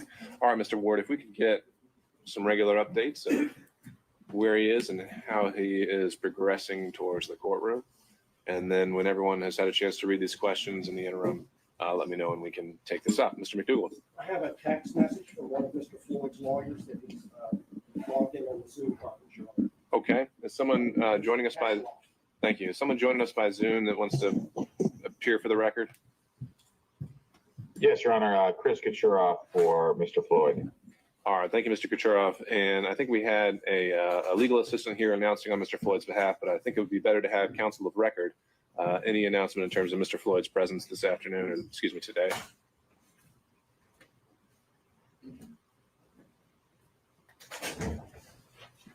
I'm sorry, Your Honor. I don't know. Did you ask a question? Yes, sir. So Mr. Floyd joined us yesterday, but I do not see him here today. Do you have an announcement about his presence for today's hearing? No, he will not be present, Your Honor. All right. We would waive his presence. Okay. Thank you, Mr. Cottrell. All right. We'll be in recess until I hear from the parties. Again? Man, these people go more to recess than the kids do. All right, well, that's that. As DA Willis took the stand for the first time in. That's that, folks. That's that. I tried to do it the fast way too. I put the tea kettle on so I could have the instant coffee while the actual coffee pot was going. And then in the interim, I got this yerba mate, whatever it is. I got this out the refrigerator, and ran back up here to you guys. Let's see. I just love Deborah Johnson. Willis's removal would be a stunning development in the most sprawling of the 4 criminal cases against Trump. A delay would lessen the chance of a trial would be held before November election. Absolutely. And I think that's what probably would allow them to let her hang and put her out there to dry. Because look, none of the people who helped get her into this whole big ball of confusion, and I do mean the ball of confusion from the Temptations circa, 1972, whatever. Those individuals were not, they didn't think about the fact that somebody's going to put 2 and 2 together that, hey, those 2 are humping. And if they're humping, that could be a bad problem for us. Humping is not an issue. The issue was, were you humping before you took this position? According to at least one person on the stand and one person who was supposed to have testified to the same. They believe, yeah, they were doing their thing beforehand, which we all know. I mean, listen, we all know human nature, right? We all know human nature. We all know that, this person and, she wanted him, he wanted her, and they got humping. And I think it started a lot sooner than they wanted people to think that it started. I really do. Nice and hot. I think that they, rocked the Casbah a little, a lot. Yeah, ball of confusion. Okay. So the people who got them involved in this ball of confusion, got her involved in this ball of confusion. These individuals that got her in there did not know that there was this type of undercurrent, that there was this underbelly going on. They didn't. They thought that it was going to be put him out there, get him, do what you need to do and keep it pushing. But you know what I think? I think that if this is found that she's sort of shaky, I think somebody's going to start to dig. Some attorney who's got a client with some money on appeal is going to start to dig to find out what they can get their famous clients out or their money having clients out on because of some technicality with her, because it is apparent that this is something that she does, having these, discrepancies.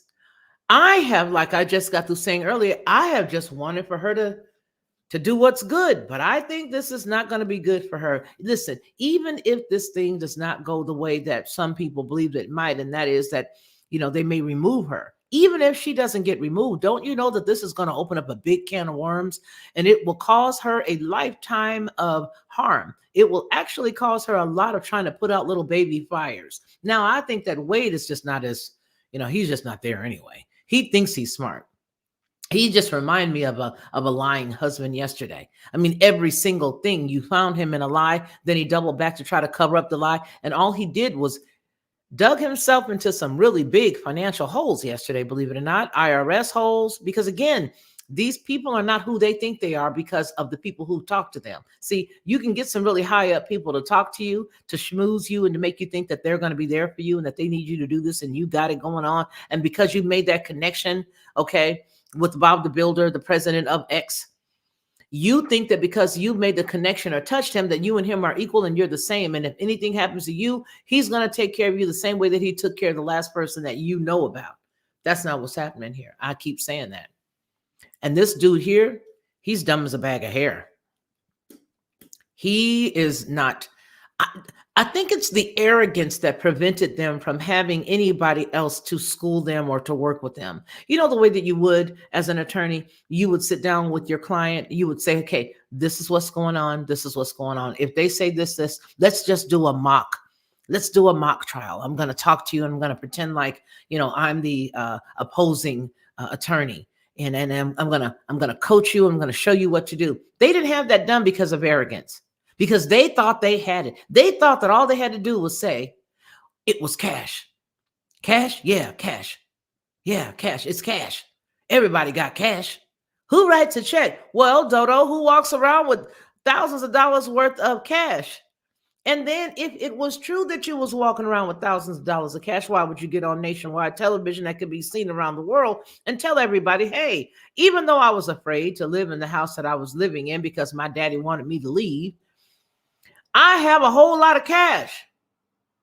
Everywhere I go, I've got cash. I've got cash. I used to carry cash in my pocketbook. I don't do that anymore. But now I just get on the nationwide TV and I let everybody know. I make a major declaration that I keep cash on me at all times. And when I keep that cash on me, I'm able to whip it out, baby, and do what I want to do. These people are going to have some problems. I do not know how this situation is going to end. I do not see that particular judge removing her. I don't. It's an election year. Maybe he will keep her in position because he doesn't want the people in Fulton County to, to throw him to the curb. That's something to consider. It's an election year. This guy may be trying to cover his own behind.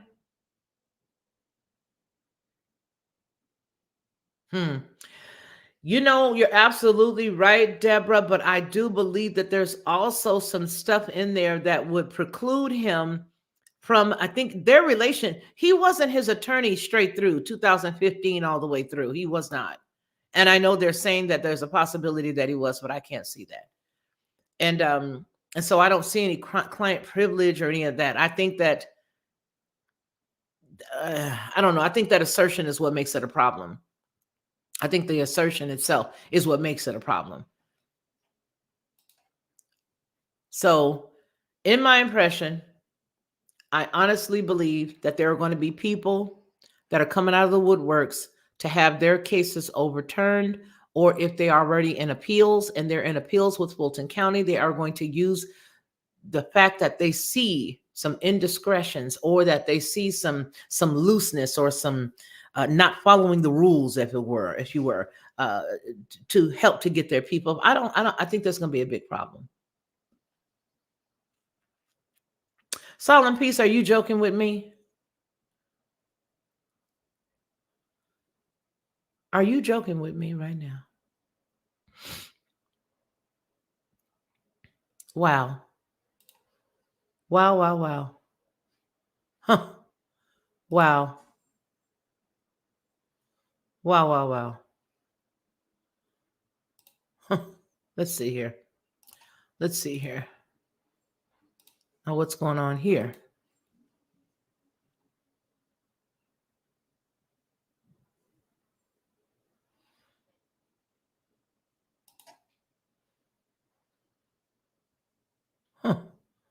What's going on? Is this the same one we just watched? No. They're back already?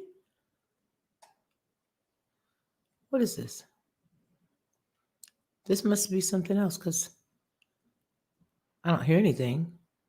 Leah's still not with us in person. However, there's a proposal to potentially move on to other witnesses. Why don't we start with the state? Ms. Cross. Thank you, Your Honor. Yes, in order to be efficient with the court's time, we have a witness here and prepared to take out of order, and it sounds as though there's no objection from the defense, so we can do that at the court's convenience. We don't have any problem taking him out of order, but it's our understanding it's Governor Barnes that is here to establish the TV. info@FeliciaLockhart.com. Solemn Peace, send that to me because that's the answer to what I've been looking for. Why we can't call him to establish the fact it's already been established. We're not refuting that fact. Feature on that fact. Ms. Cross, I think did she say it was her first choice? Did she not say who was her first choice? I think I don't believe that the governor's name was mentioned. I think there are some facts and circumstances surrounding the search for someone to take over the lead of this investigation at that time. Now, prosecution is something that, given the allegations in the case, is certainly relevant. All right. It doesn't sound like it would be all that long a witness I don't think. anyhow. All right. So in that case, we can transition over. And Ms. Cross, I'd like to call your witness. Thank you. The state would call Governor Roy Barnes. And Judge, just so I'm clear, so Wait a minute. Governor Barnes? Hey, Joy. any of our witnesses about qualifications, so the state's now going to bring in evidence of that. We would just ask, I'll be able to go into that. Sounds to me, well, Ms. Cross. If you want to ask Governor Barnes about his qualifications, that's something you have knowledge of. I don't know what his basis of knowledge for anyone else's qualifications might be, but I also don't think that opens the door to anything other than what my understanding of what the testimony is. As I hear it, the issue of qualifications versus who was her first choice is going to be relevant to her intent, maybe, and perhaps that issue of the case in whole. I don't think that necessarily opens the door. We'll see how it goes. I believe he's being brought up, Your Honor. All right.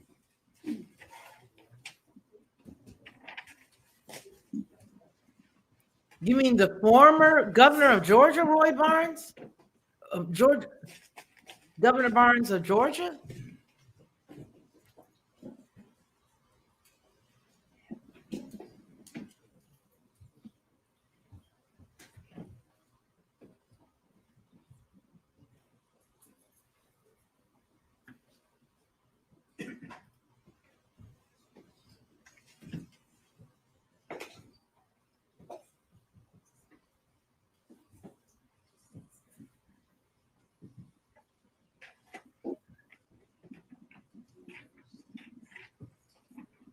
Okay, so now they're apparently all of their witnesses are sequestered. So I'm wondering how. Oh, wow. I'm wondering how Homegirl was able to stumble in there the way that she did if they're going back to get them.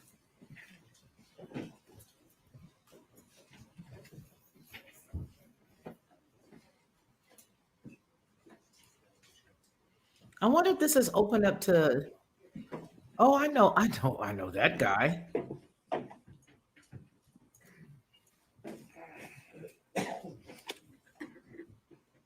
Yeah, the governor of Georgia. That's what I thought.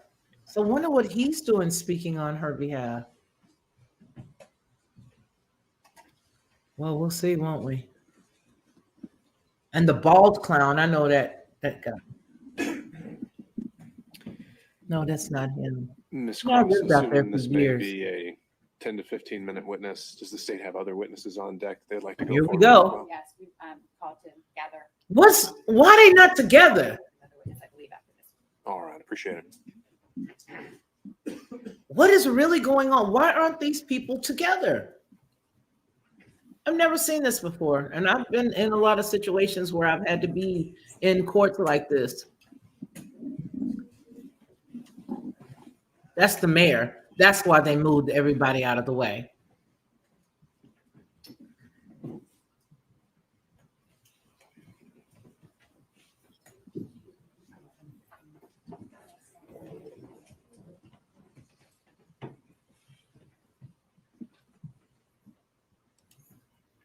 That's the former mayor, Shirley Franklin.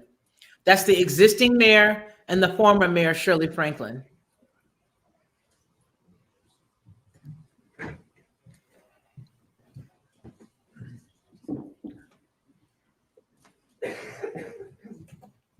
Did she ever get married? Wow. You got to be kidding. Wow.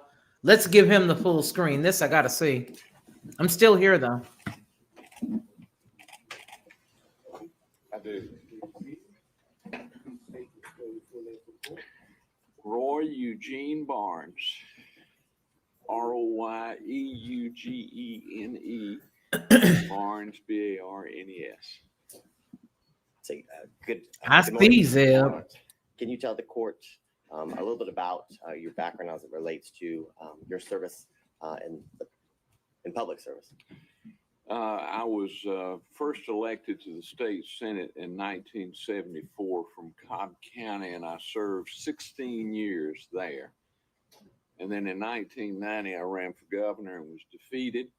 And 2 years later, I went back to the House of Representatives. I was elected to the House of Representatives, served 6 years until I was elected governor in 1998, and I served in that position until January of 2000. And he's a good old boy. And after serving in the position of governor, can you tell the court a little bit about what you transitioned into after your public service? I did exactly what I was doing before. I was elected. I went back to practicing law in Marietta, Georgia, with my daughter, who's now judge of the state court, and my son-in-law. And now we have I think 6 or 7 lawyers. Charlie Bailey back there was one of them at one time. Okay. And Governor Barnes, would you consider yourself to be a trial lawyer? Yes. We don't write contracts or we don't write wills. All we do is try cases. And I want to direct your attention back to 2021, where you were approached by the district attorney of Fulton County, D.A.Fani Willis, about being a special prosecutor. I was. I don't recall the exact date, but I know it was sometime in 2021. And she asked me to come down, and I met with her and Nathan Wade, and there were several other in the meeting. She asked me, said they were beginning this investigation, and she asked me if I'd be interested in being special prosecutor, to which I replied that I had mouths to feed at a law office, and that I would not do that. And also, I just had a bad, well, I won't say bad because it happens from time to time, but I just had the FBI to report a fella, militia trainer, to me that said they were concerned that he was making threats against me. And because I thought it was because of the flag, but I asked him and he said, no, it was because I was too close to the Jews, quote unquote. And I told D.A. Willis I'd lived with bodyguards for 4 years and I didn't like it. And I wasn't going to live with bodyguards for the rest of my life. Ultimately, you turned down. Yes. Yeah, I told her. I said, I'm not interested. Nothing further from the state. Which is the reason why Nathan Wade and Fani should be happy this is happening. Just fine. How are you? Good to see you. Good to see you. You said it was sometime in 2021. Do you remember? I think it was. I don't remember the dates. They all go. I could look it up on my calendar at the office, but I don't have that. Well, I want to ask you about some statements that Ms. Willis made March 28th, 2021. She was talking about assembling a team for this case. Are you familiar with her work assembling a team for this case? Well, I assume that's what she was talking to me about. But besides that, I don't know. I know you had said you had a meeting with some folks and Mr. Wade was at that meeting. Correct. Okay. So he was with the district attorney interviewing you about taking this case. Well, of course, I know Nathan very well, as you do. Yes. And I exchanged pleasantries with him, but the conversation was with Ms. Willis. Okay, with Ms. Willis. Were you aware at the time that her team consisted of Brian Watkins, Megan Vargas, Sonia Allen, Shannon Trotty, Sao Chan, and John Floyd? She had reported that was her team on this case. I know John Floyd was involved, and she probably told me the others, but listen, I barely remember what case I tried last year, much less every word that was said in the conversation. I understand, fair enough. But she said she was looking to hire more lawyers and investigators to work on this case. She told me, it was to me, she said, would you be interested in being special prosecutor in this case? And I gave the reply that I've already known. I mean, about hiring other lawyers or whatever, I don't know. All I can testify to is what she told me. Did she tell you at all why she wanted to hire special counsel and not use someone who was an ADA, not have an actual employee?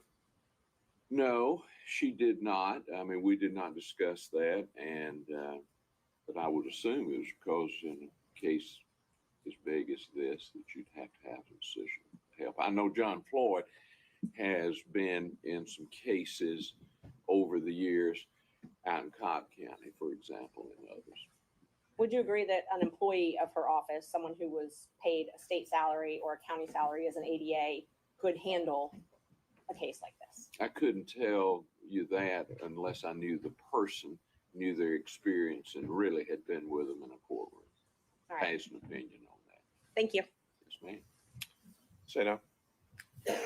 Hello, Mr. Sadow. It's been a while. It has been a while. I hope you're well. I'm doing fine, just getting older. But that Oh means boy, network! I'm telling That's you. true, but that applies to all of us, I believe. I think you indicated that if you had your calendar, you'd be able to pinpoint a date for I us. would. Is there a way for you, for example, at a break before you actually leave to contact your folks to see if you can get a date? I guess I could. I don't know how far back we archived those, but I assume I could. Would you be willing to give that a shot for us? I mean, I'll do whatever the court instructs. So if I ask the court and the court says, go ahead and you could do it, that's all right? I'll do whatever the court instructs. I hear you. And you should too. I try to live by those words. I'm not always successful, but I try. If I pinpoint a date, for example, I think the record is clear that Mr. Wade was hired for the position on November 1 of 2021. Does that help you at all? No, it does not. Okay. Then let's go to the meeting. It sounds like it was just one meeting. Yes.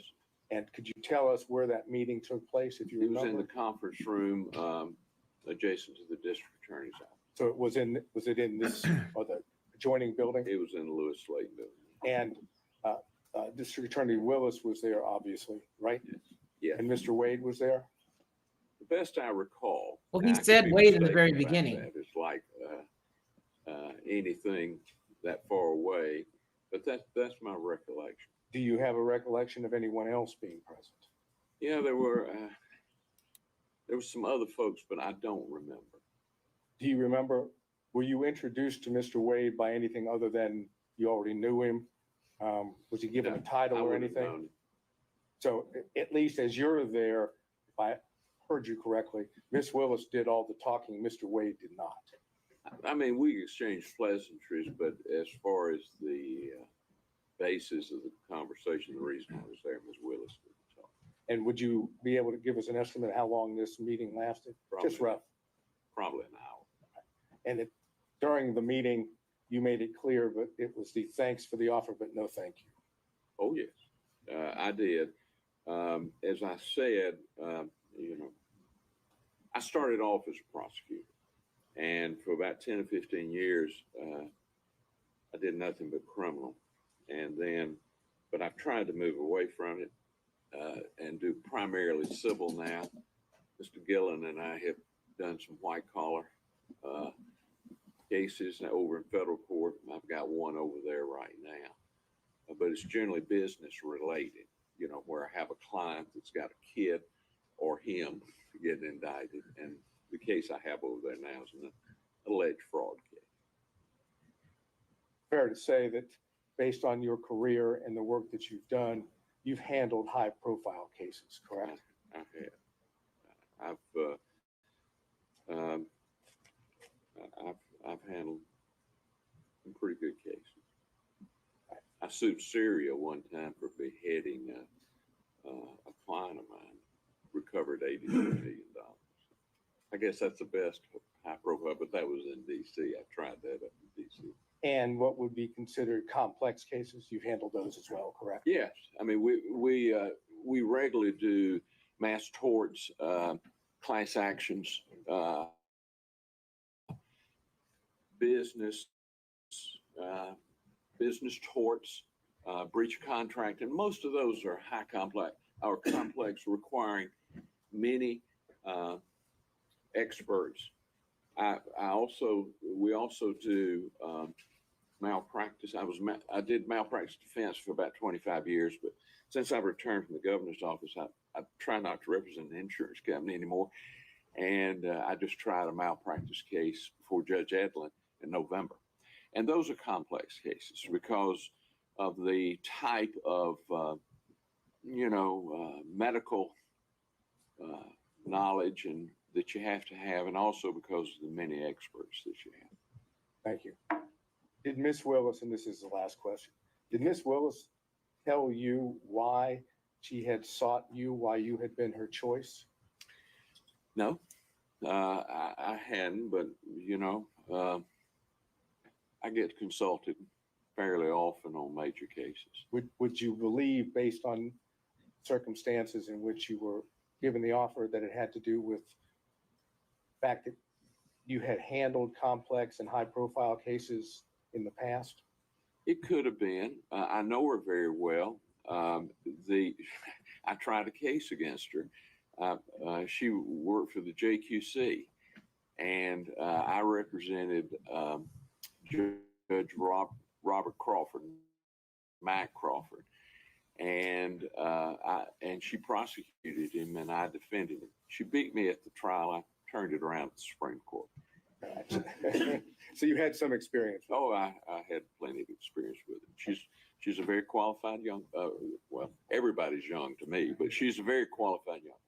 After that one occasion, did you have any other contact with her in reference to the position itself or who she might be considering? I had some conversations with her or Jeff DeSantis or some of those, but not really an in-depth, about who she should hire or anything like that. Did the name Nathan Wade come up in those conversations with her? No, right? Yeah. Nathan was there, I thought. Now, I could be mistaken, but I thought Nathan was there when for the I conference. think Nathan was. I'm positive Nathan was there when I met with him. Right, and my question was probably poorly worded, but what I was asking is after the conference and whatever consulting you might have done. Yes. Did Ms. Willis or Mr. DeSantis bring up the name Nathan Wade as a special prosecutor? I don't think so. I don't recall one. I mean, Nathan is a good organizer. Nathan can organize stuff. I've watched him over the years. So I wasn't surprised that he was acting as a special prosecutor. And Mr. DeSantis, for the record, who was that? Jeff DeSantis? Jeff DeSantis. Do you know who he is? Oh, yes.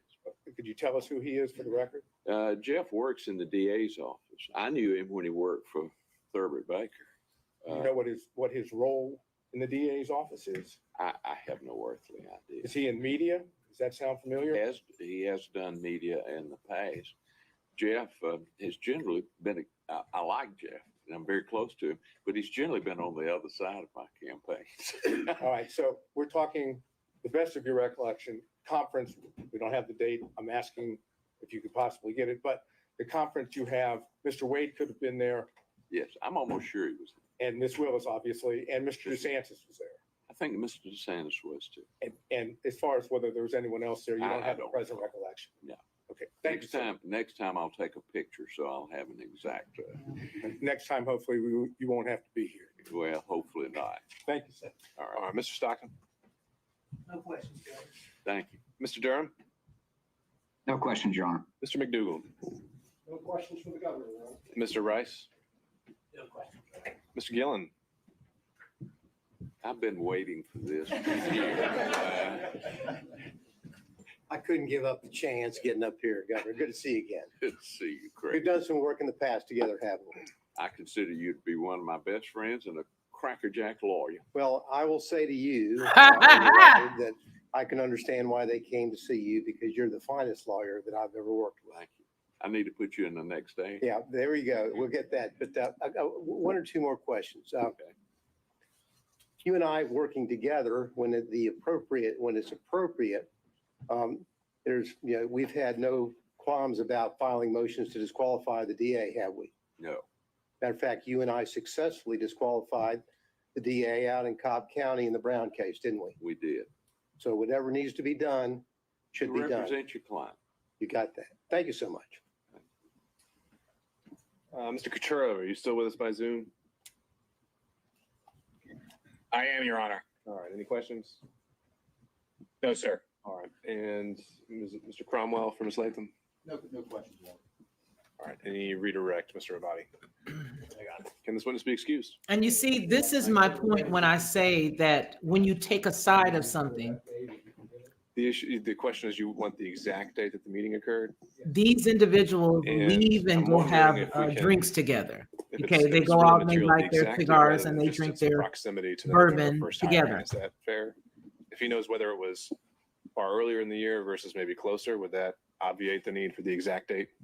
If you can't get the exact date, we'll take the best we can. Okay, let's start there. All right. Let me think, well, See, he just we may take care released of him it from once giving a we hold the specific place date. here. I'm not sure. You see what the judge just did? Well, let me try this first. Because to me, Lawrence, if before you've you, got a date on your calendar and your do a secretary deep put it dive there, it in doesn't in count. the email there. Do you recall what time of year it was when this meeting occurred? I'm afraid not. Okay. I mean, you know how this is. The day, See, you see what this cases is? and the days moved together. I had a fellow a few years ago that said I represented Oh, him in boy. 1978, and I told him I'd take his word for it. Now, you wouldn't, I gotta ask, you wouldn't do that if it was a question of him saying he just paid you. No, I would not. I will tell you, I believe lawyers should be well paid, Mr. Saban. All right. So, sir, is that something? I'll have to look. It didn't come up right. Okay. All right. We'll ask this witness to step down, subject to recall, and that might be something the state can present with stipulation as well. And so Thank you, sir. it goes to all of our point that it's all one. If you look at what you're seeing before Do we have an right update now on Mr. Bradley? as being the pinnacle of our point, these are the individuals who are in control, basically. Okay. If that's still the case, then Ms. Cross, did you have another? And if you witness look at available? them as if they are quote unquote government, it's exactly the same party.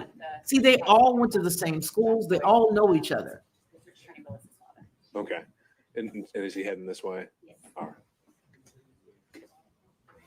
And this is exactly what they're trying to do, to show that he was not her first choice. However, that goes without saying. Just because it shows that he was not her first choice is of no consequence. It is of no consequence. Who cares? That really doesn't matter. The fact is, he is the choice that you chose when you chose him, at the specific time that you chose him. And even if she did not choose him and she was still sleeping with him, please let's not forget, as they have muddied the waters, that he had a contract prior to this contract. So either way it goes, no matter what time they allegedly had this relationship, it does not matter, because she was already in violation by having a sexual encounter with somebody that was being paid by the county and the state. Do you understand what I'm saying? So it doesn't really matter, but they've thrown enough garbage on the walls to confuse the masses. And I'd like to stay to the finite point.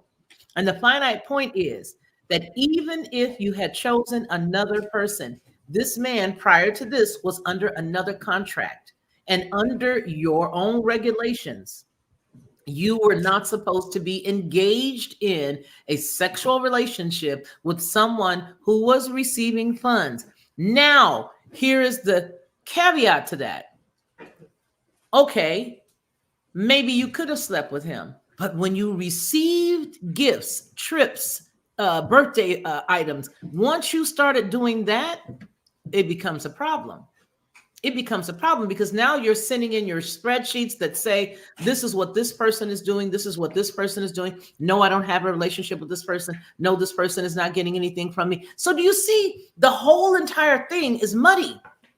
And if we for 1 second take our eyes off of what is important, and that is the rule of law, we will be swept in to this big gigantic ocean that they're trying to sweep everybody else in. And that's my point.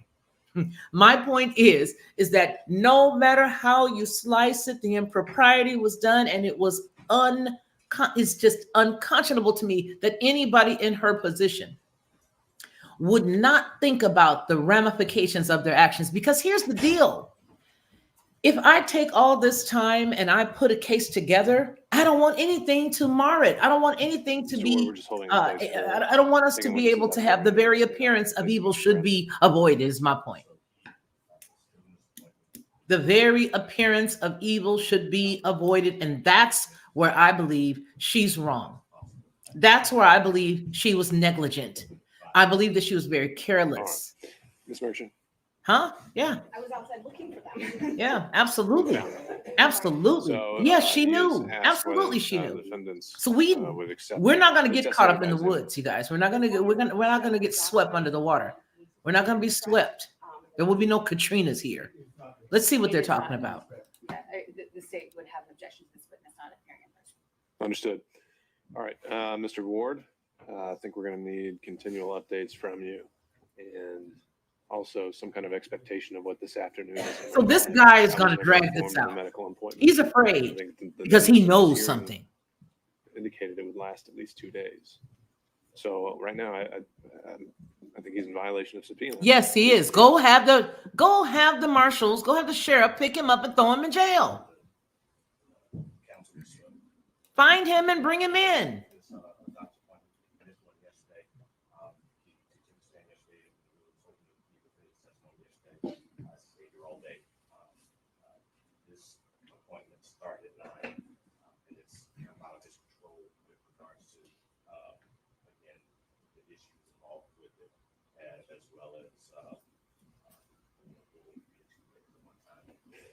I'm just trying to get more. I mean, we initially been told maybe it was going to be 9:30 and 10. Do we have any better idea to get a realistic expectation of when we think we can have him here? If it's your honor's wish, come on in and go back to Is he, without getting too much into the particulars, has he already been seen by the doctor and he's waiting for results, or is he still waiting to be seen by a doctor? I'm just, he's been consulting with the doctor.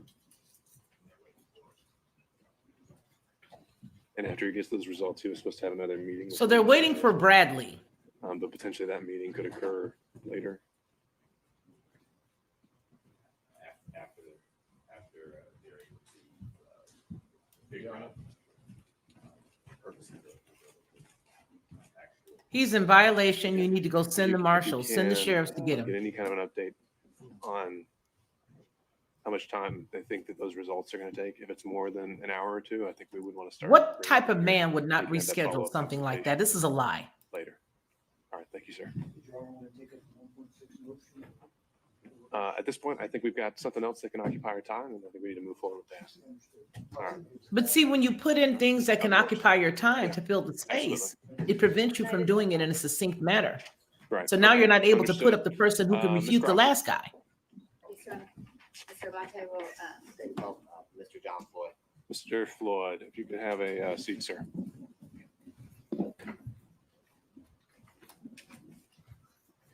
can I approach the witness quickly? Old Boulay. They dragging out old Boulay and young Boulay. Absolutely, Robin. I do. Please state the spelling full name for the court. My name is John Clifford Floyd III. Say, good morning, sir.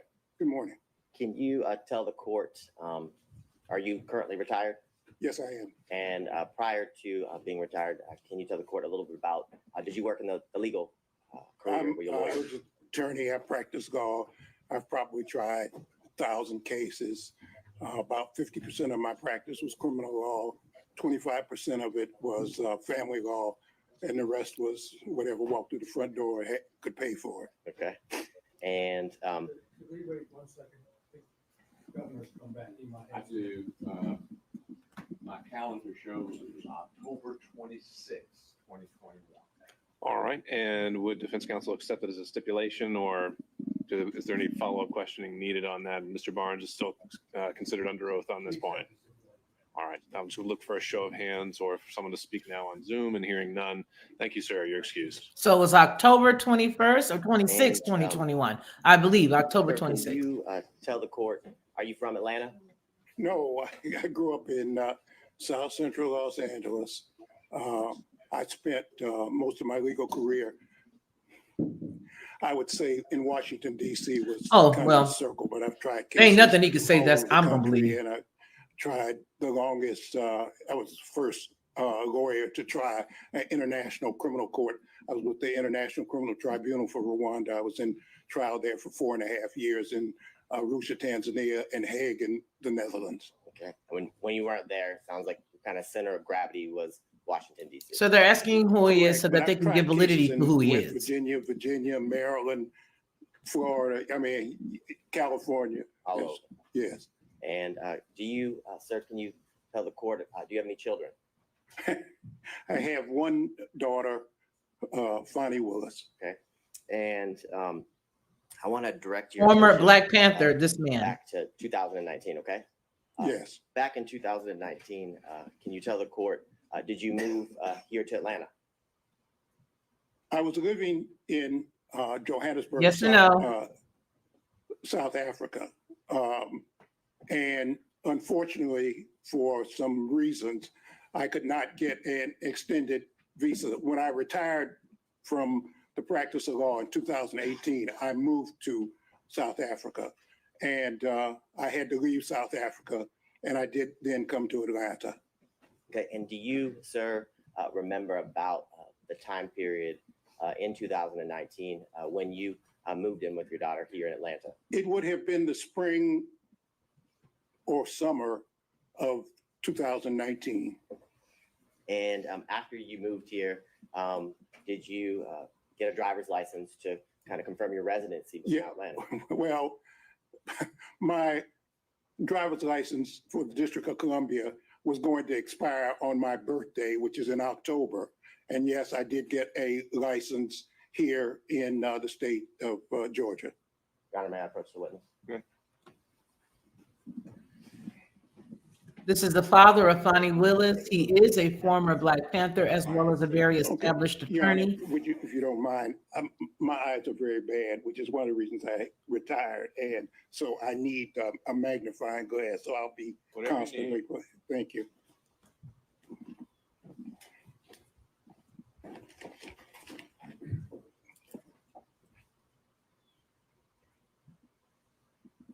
Yes, I see it was issued on 9/28/2019. Okay, so before we get there, do you recognize State's Exhibit 2? Yes, just my driver's license. And is State's Exhibit 2 a fair and accurate copy of your physical driver's license? Absolutely. This time, Your Honor, the state would tender what's been marked as State's Exhibit 2 into evidence. Seeing no other objections, it's submitted. State's Exhibit 2 is submitted for the record. Now, and for the record, Your Honor, the state is going to supplement State's Exhibit 2 with a redacted copy of the license. The current copy is not redacted with the address and things of that nature. Right. Do we need to mark that differently in any way? Even if you redact it, he just held it up to the light, and anyone could see about when your driver's by license freeze was framing issued. what the Can you tell the information court, is. when was that driver's license here your Georgia driver's license issued? It was on 9/28/2019. Okay, so September 28th, 2019. Now, when you moved into District Attorney Willis's home, who lived there?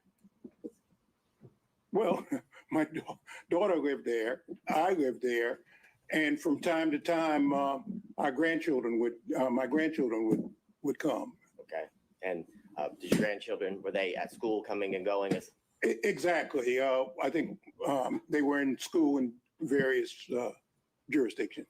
And during the time, how long did you live at or with Miss Willis and at her home here in Fulton County? She was forced to move after she was elected. I don't know if you want me to go through the whole thing, but that, Your Honor, if Your Honor will indulge me. After she was sworn in on January 1 of 2021. And on or about the 3rd of February, at probably 5:30 a.m. in the morning, there were people outside her house cursing and yelling and calling her the B word and the N word. And it was bizarre. Okay. Pause, sir. So they should have police reports about that. Here's the objection to you.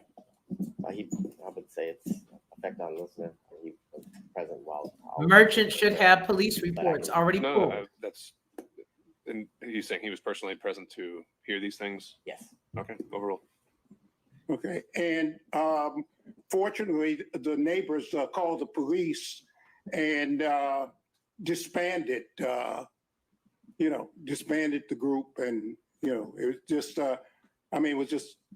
Even if there's not a police report, there should be an incident report to corroborate that. And after that happened, can you tell the court that Miss Willis would have to move from her home? Yes, she was forced to leave. And can you tell the court after she was forced to leave, shortly after she was sworn in, did you remain at her home in Fulton County? Yes, I stayed there really until 2022, I guess. And from what you described, did you fear for her safety? Absolutely. Not only did I do that, the South Fulton police, they brought somebody, a man with a dog, because there have been so many death threats. And they said they were going to blow up the house. They were going to kill her. They were going to kill me. They were going to kill my grandchildren. On and on and on. It just, it became, and I was concerned for her safety. And after those concerns came to your attention, and after what you heard and saw that day, you remained at the house? Yes. And can you tell the court, with what you just described, why did you remain living at the district attorney's home here in Fulton County? Mr. Bond? I believe it's relevant based on a lot of the questions that were asked yesterday of Ms. Willis as to about the security threat. None of this even matters, to be candid. What they're trying to establish is that he resided in the house and that she left. But to me, it's just a smokescreen, and regardless of what he's even saying to the court right now. This is a smokescreen to get you off of what the topic is. That was elicited from defense counsels yesterday. Overruled. Well, these South Fulton police, first, they put a car in front of the house that was there permanently, a police car. That was thing one. Thing two, they brought a person with a dog, sometimes more than once a day, twice a day. I don't know what Dr. circle the Seuss has house to to do look with this, but okay. for bombs. But I knew that was a house that my daughter had worked for. It was a brand new house. She's the only one who would ever live there. It's a 4-bedroom, brand new house. And somebody needed to protect the house. And I stayed there to basically take care of the house, to take care of the yard, to take care of that. Also, somebody sprayed, again, the B word and the N word on the house. And I don't think my daughter even knew that. I cleaned it off and called the police and South Fulton Police. They have, I'm sure, all the records of all the things that happened. And all Exactly, the neighbors, Robin. I notified all the neighbors to look out and to watch out. And it was so crazy. I mean, it was just so crazy. We'd have people show up and This and is the park type car. of There stuff was a that his guy daughter did yesterday, the parked for probably filibuster 8 and the hours crap. out Who in front of cares? the Ask your house. questions so that they can do the and cross. we called And the let's keep it police and pushing. This judge has absolutely no At the time control. that you None. lived there with Miss Willis, and I guess even when you remained, so during the time period of 2019 to the end of 2020, are you aware if Miss Willis was dating someone? Yeah, she did. She had a boyfriend when I first got there. And did you meet her boyfriend? Yeah, I met him often. Okay, and did you know him by any specific nickname? Yeah, Deuce. Okay, and can you tell the court while you were living there, how often would you see him? Sometimes every day, sometimes, every other day. He was a disc jockey or something, and he had all this paraphernalia that I'd have to move out. It was a thing with the keyboard, things that play music and so forth. So now, when you moved in 2019, and then throughout the years in year 2020, 2021, had you ever met someone named Nathan Wade? I did not meet Nathan Wade until 2023, about a year ago, when a reporter by the name of Issakoff interviewed me. That was the first time I had met him. You said that was in 2023? 2023, right.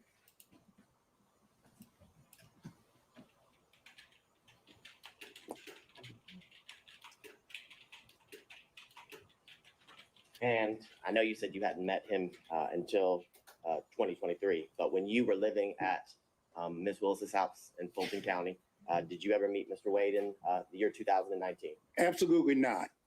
How about in the year 2020? Absolutely not. Did you ever see Mr. Wade at Ms. Willis's Fulton County house in the year 2021? Never.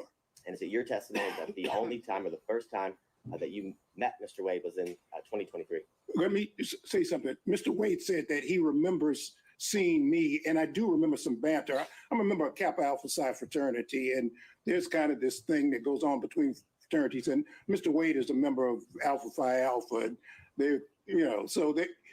I do remember there was some kind of banter when my daughter was sworn in to be district attorney between me and a couple of guys. And he said he remembers me. I don't remember him. And prior to that experience that you're talking about, as well as, I guess, your official meeting in 2023, had you ever even heard his name? No, never. I don't think I have any further questions, Your Honor. Ms. Merchant. Fine. How are you, counsel? Okay, so he said sometimes he would see the boyfriend will be there every day. On Monday, That's we an heard you important were in point. California. Do you have a place in California?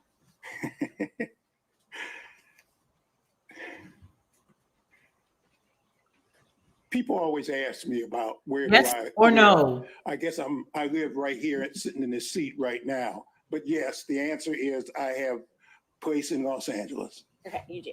All right. So do you share time or split time between Los Angeles and Georgia? Actually, I'm working on a documentary film, and I'm supposed to be being filmed not for this trial, but I'm supposed to be being filmed right now. It was planned, and we had to stop it because they asked me to come here. But the answer is I'm working on a documentary, and I'll be in California until I finish the documentary, if we don't have another actor strike and we don't have another writer strike. So do you own property in California? No, I don't. I live with a friend of mine. Live with a friend of yours. Okay. Yeah. And when did you first move? Well, let me qualify with the dates. Did you spend any time in 2019 in California? No, and the reason I didn't is that when I first came here, the answer is no, I did not. What happened was COVID. Once COVID hit, I was just paralyzed. I couldn't go anyplace. I couldn't go anything. I mean, I'm a theater It's in buff. I used to go 2019, to not the theater 2020. At least once a week. But You when see what the COVID judge hit, allows? I just couldn't. I couldn't go to the dentist, which I need to do. Or, you know, I just, it was just a thing. So I was just stuck. I was just stuck there. I may be wrong, but I believe COVID hit in 2020. So I was asking about 2019. In 2019, did you spend any time in California? Before COVID was even here in the United States, remember I lived in South Africa and I've traveled the Yes world. or I knew no? COVID was coming before. I knew COVID was around before. They may have announced it in 20, but in fact, I knew about it and I knew what was happening in 19. Okay, so let's walk through 2019 then. You said you moved here in September. So No, I didn't say that.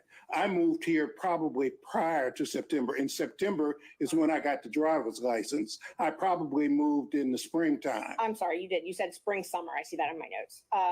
So spring, summer 2019 is when you moved here. So up until spring, summer 2019, where did you live? I lived in Johannesburg. Well, I lived in Washington, D.C., 2018. I had planned to retire for the rest of my life in South Africa. I had worked for Nelson Mandela and the Free Mandela and get that. And someone I'd gone to law school, he had located there after Mandela was freed from prison and became president.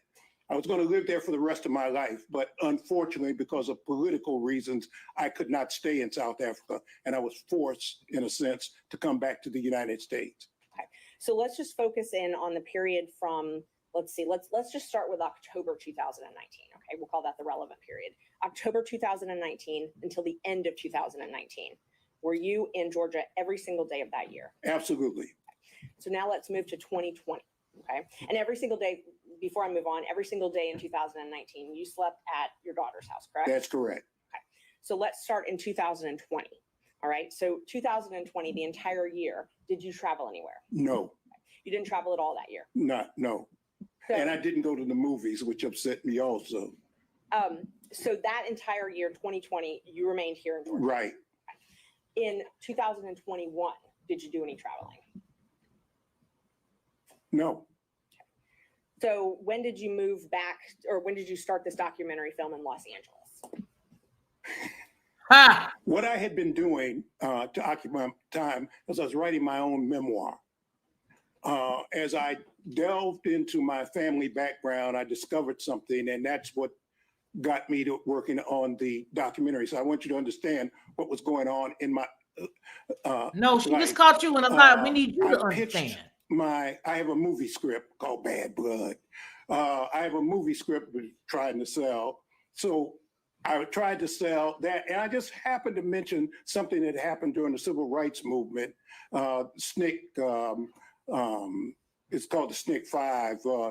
The legendary Peter Fitzsimmons was interested, and so with Peter Fitzsimmons and Leah Smith, we're now doing the documentary. So, and when I was in band camp, but what I was asking was when you moved to Los Angeles, not what you moved there for. Well, you keep saying moved. I haven't moved to Los Angeles. I spent more time in California, in Oakland, if you really want to just be, because Peter. You said you had a friend that you lived with when you go to Los based. Angeles. So we're working on a documentary. Okay. I was in Los Angeles because I was going to the Pan-African Film Festival. And when was that? And that's why we were there. And the way Hollywood works is, you know, and when was that? And film festivals are a place to try to sell ideas and meet people and organize things. You guys, please hit the like button. You still own property in Washington, D.C., correct? No, I don't. You don't own property at 1467 Roxana Road Northwest? That's where I used to live. That's where you used to live. Did Right. you own that property? Yes. Okay. And you owned that property when you moved here in 2019? Yes. And you owned it in 2020, correct? Well, that where you talk about a very complicated issue. I left the property. There was a dispute between me and I had gotten a reverse mortgage company. And there was a dispute between me and and I just, I walked away from it. Okay. You walked away from it with almost $300,000. Yeah, what is the relevance of that? Where he lived and registered to vote. That's what they brought in. So that's Why is the money he got from the sale relevant at all? it's the only proof I have of that he owned that address. So I can move on now. Okay. When did you sell that property? I didn't. The reverse mortgage company took it. Oh, okay. So in 2019, when you got your driver's license here, Yes. the next day you registered to vote, correct? I think it may have been the same day, but maybe it was the next day. I don't remember. But you didn't own property here in Georgia that day? No, I was living with my daughter.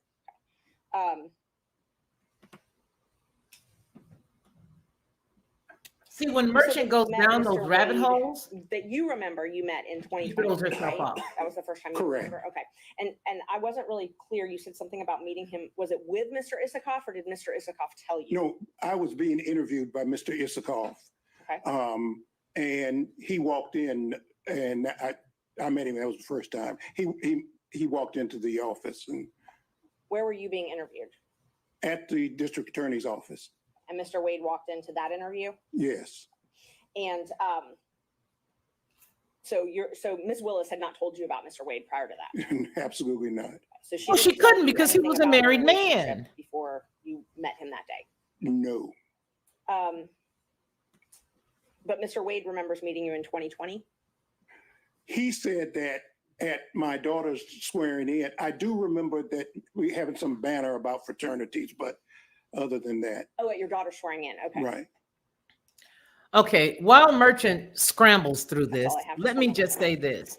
The reason why this man did not know about Mr. Wade as far as a relationship between her and him is because he was a married Morning, man. sir. Good morning. How Remember, are you, counsel? I'm fine. we understand that he I'll try to ask did you not some file specific for divorce questions if until we could, okay? after he took his And I'll give position. specific So answers there's if I no can. consequence that Okay. daddy didn't know about him, and more The than likely, driver's license she was address, sleeping I'm with not gonna Wade while she publish, was that with is this State's Exhibit boyfriend. 2. But is the address on that driver's license the home that you're referring to as your daughter's in South Fulton? Absolutely.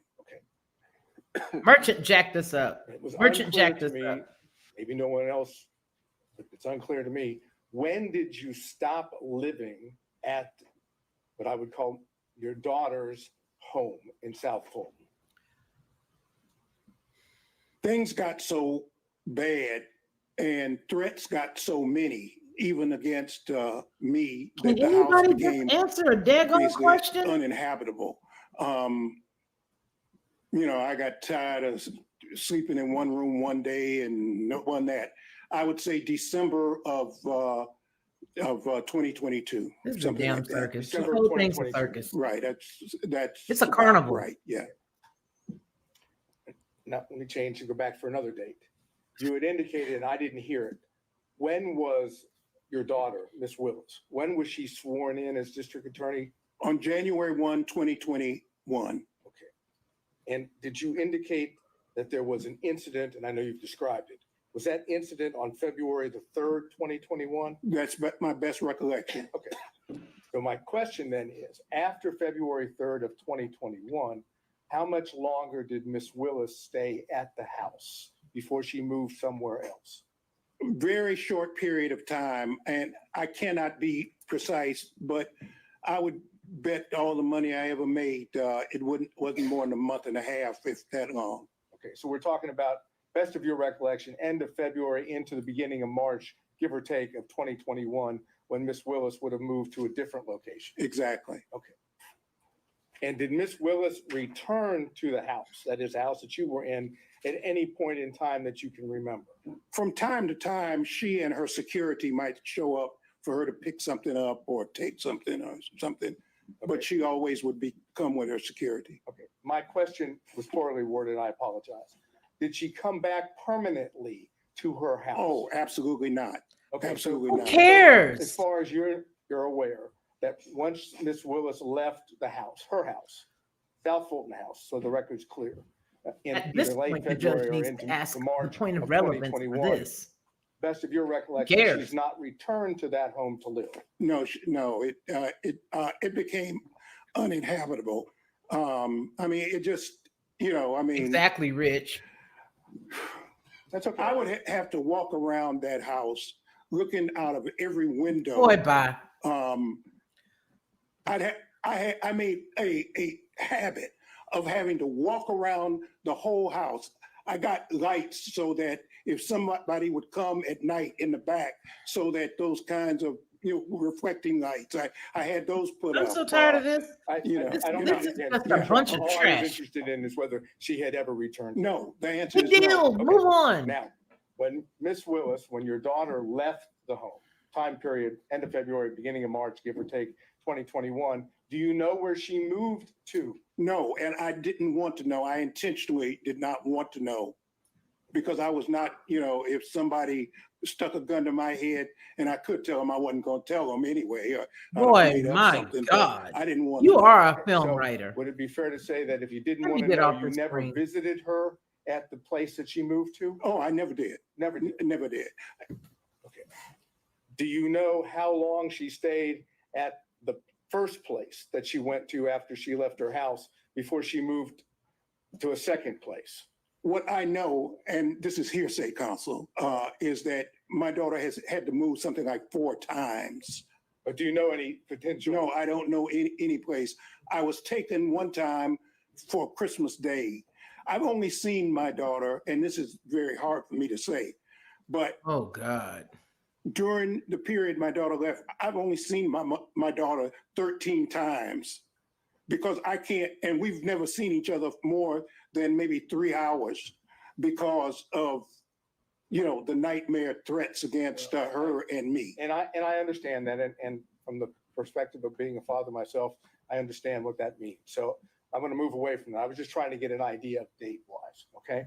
So let me try to get one more date. In 2023, when you were being interviewed by one of the gentlemen that wrote the book at the DA's office, and Mr. Wade came in, can you give us, other than 2023, what the date would be? I'm sorry, I can't, Counsel. How about spring, summer, any idea? I would guess spring or summer, but I can't. I don't. I'm sorry.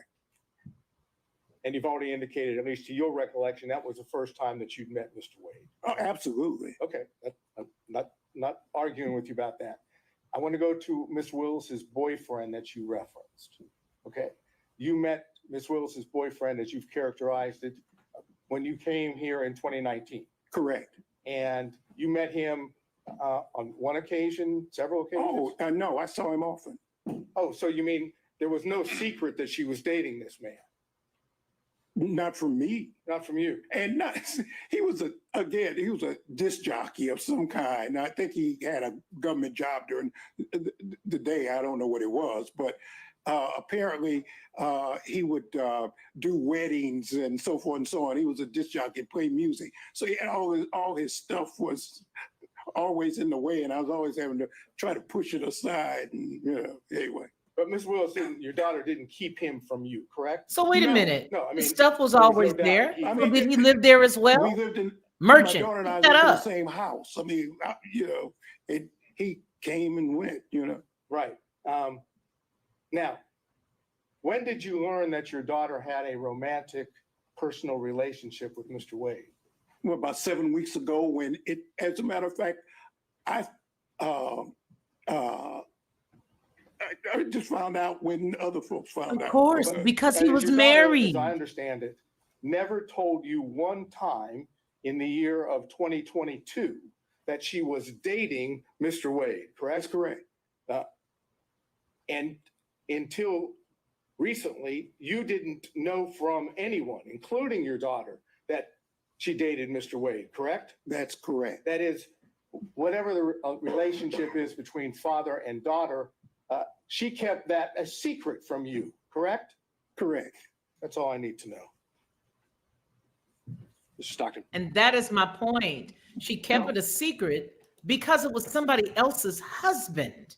You don't want your daddy to know that you stood in somebody else's man, no matter what the situation is between the relationship of that man and that woman. You're going to keep that to yourself. When your daughter moved, But there's one point they're missing, and I'm going to pause right here so that I can make this very valid and very strong point as a part of my commentary for using these people's information here.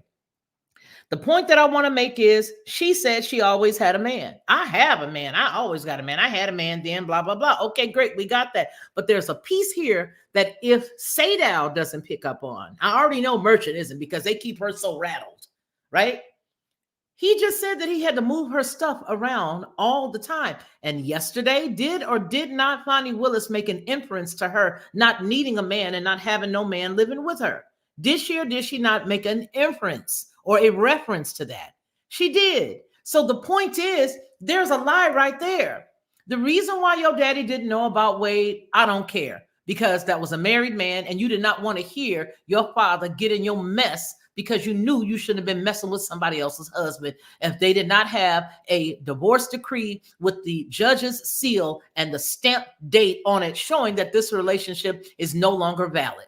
That's why you didn't tell your daddy. And I guarantee you that if your boyfriend at the time was a DJ in the local area there in Georgia, his money did not compare to yours. Therefore, you definitely was sleeping with this man who had the opportunity to make more money and who was, like you said yesterday, your equal. So why these attorneys are not writing these notes down, picking up these points and tearing his testimony apart is beyond me. But if I can do it, I know doggone good and well they can do it, which tells me this is a circus personified. Another thing, when he said that he had never gone anywhere, she allowed him to skate with this big filibuster about how he was up north at one time. He was over here and he was doing this and he was in Oakland. He was all this other stuff. No, the question is, if you were in Georgia all the time that you just said it, I want to stick to the point that you said that you were working on a documentary, that you stayed with a friend in Los Angeles, California. He said that. Why aren't they bringing these points up? Because this is a bunch of BS. That's what this is.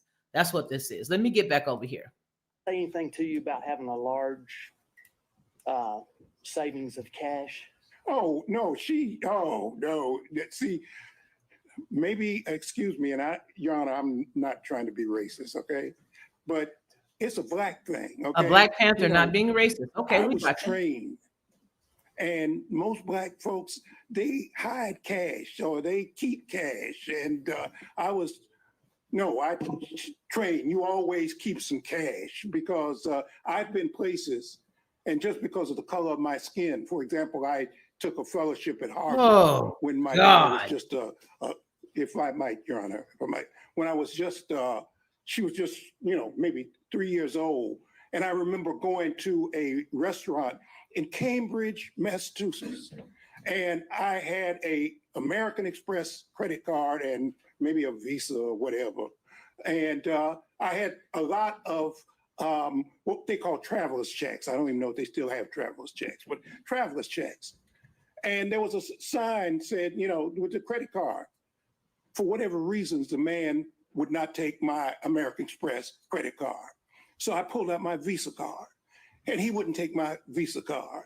So then I pulled out my traveler's checks. He said, we don't take checks. Now these were traveler's checks. This was money. I had a $10 bill. I never. What's the question? Does anybody in the class remember the question? He said, the bill for my wife at the time, Fani's mother, Fani and myself was like $9.95. And I had a $10 bill.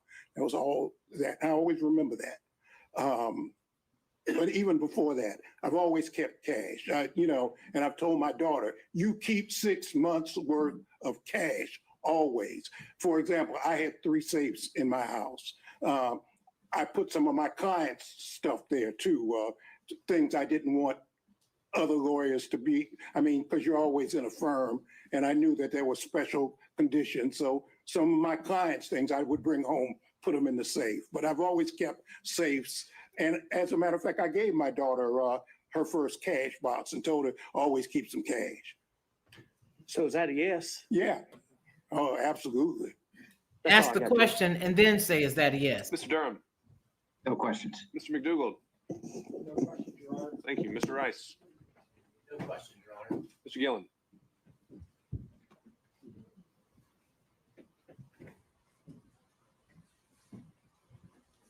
You know what, Robert It's Smith? still morning. Good Absolutely. morning, sir. And if you did have thousands and you had a tax lien, wouldn't you go get that off of you? Following up. When you were talking about when you learned about Mr. Wade and your daughter, correct? Correct. Now, Did your daughter tell you in around October of 2022 that she had gone on a Caribbean cruise with Mr. Wade to the Bahamas? The answer is I knew that my daughter had gone, but I did not know who she went with or what the circumstances were. So I knew that she had gone out of town, but I didn't know with whom. I see. And did she tell you in November of 2022 that she had gone to Aruba and stayed at the Hyatt Regency Resort there in Aruba for 3 days with Mr. Wade? Did she tell you that? The answer was, again, I knew she went out of town. I didn't even know where she went. I knew she was going out of town. She told me she was going out of town. I think she might have said she was going out of the country or something. She'd be gone. But other than that, that was all. Okay. And did she tell you in March of 2023 that she was going to Belize for several days with Mr. Wade? The same answer, that I knew she would tell me she was going out of town. If your daughter had and, told you she was may or going may with not have somebody told me else's where she was husband, going, but she'd be what gone would for a have been couple your of days. response? Okay. Now in 2023. The question is, if your daughter told you she was going with Wade, a married man, what would you have said?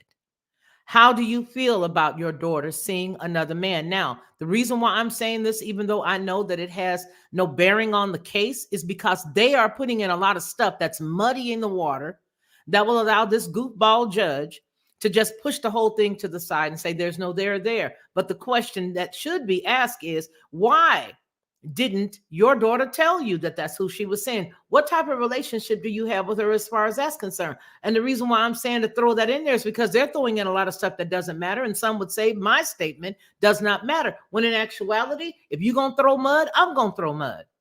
And I have to give my commentary. So I appreciate you guys for being patient with me. But that is a very valid point. You are her daddy. Okay. And those of you who know me know that I have a birth father and I have a stepfather. I would not want either one of them to know, if I was of that caliber of a woman, that I was dating a man who had a wife, who had health issues. And my question is if this man had cancer, why would he even take this case? If Wade had cancer, and I'm not doubting that he did, but why would you take a case that could be so stressful to you?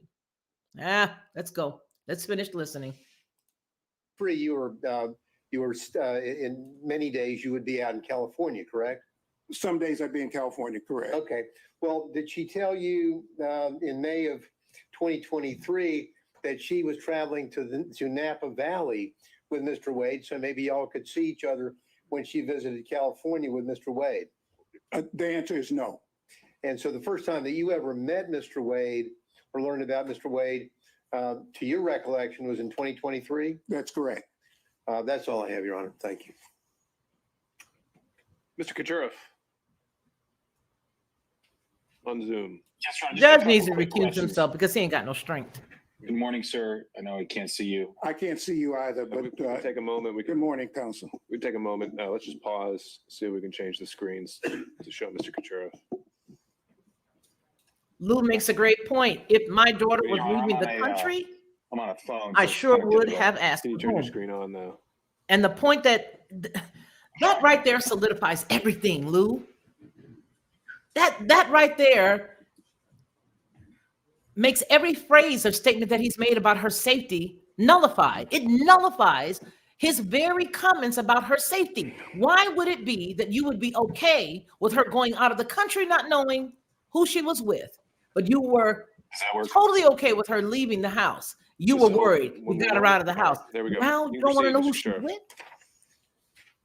Sir, you A seem woman to of her know caliber? about the issue of cash in this transaction. You said it was a black thing. How did you know that the cash was going to be an issue in this testimony? Because I was asked for it and I was prepped by the lawyers and they asked me about it. He was prepped by the lawyers. And did you speak with Mr. Wade about your testimony? No. Did you speak with your daughter about your testimony?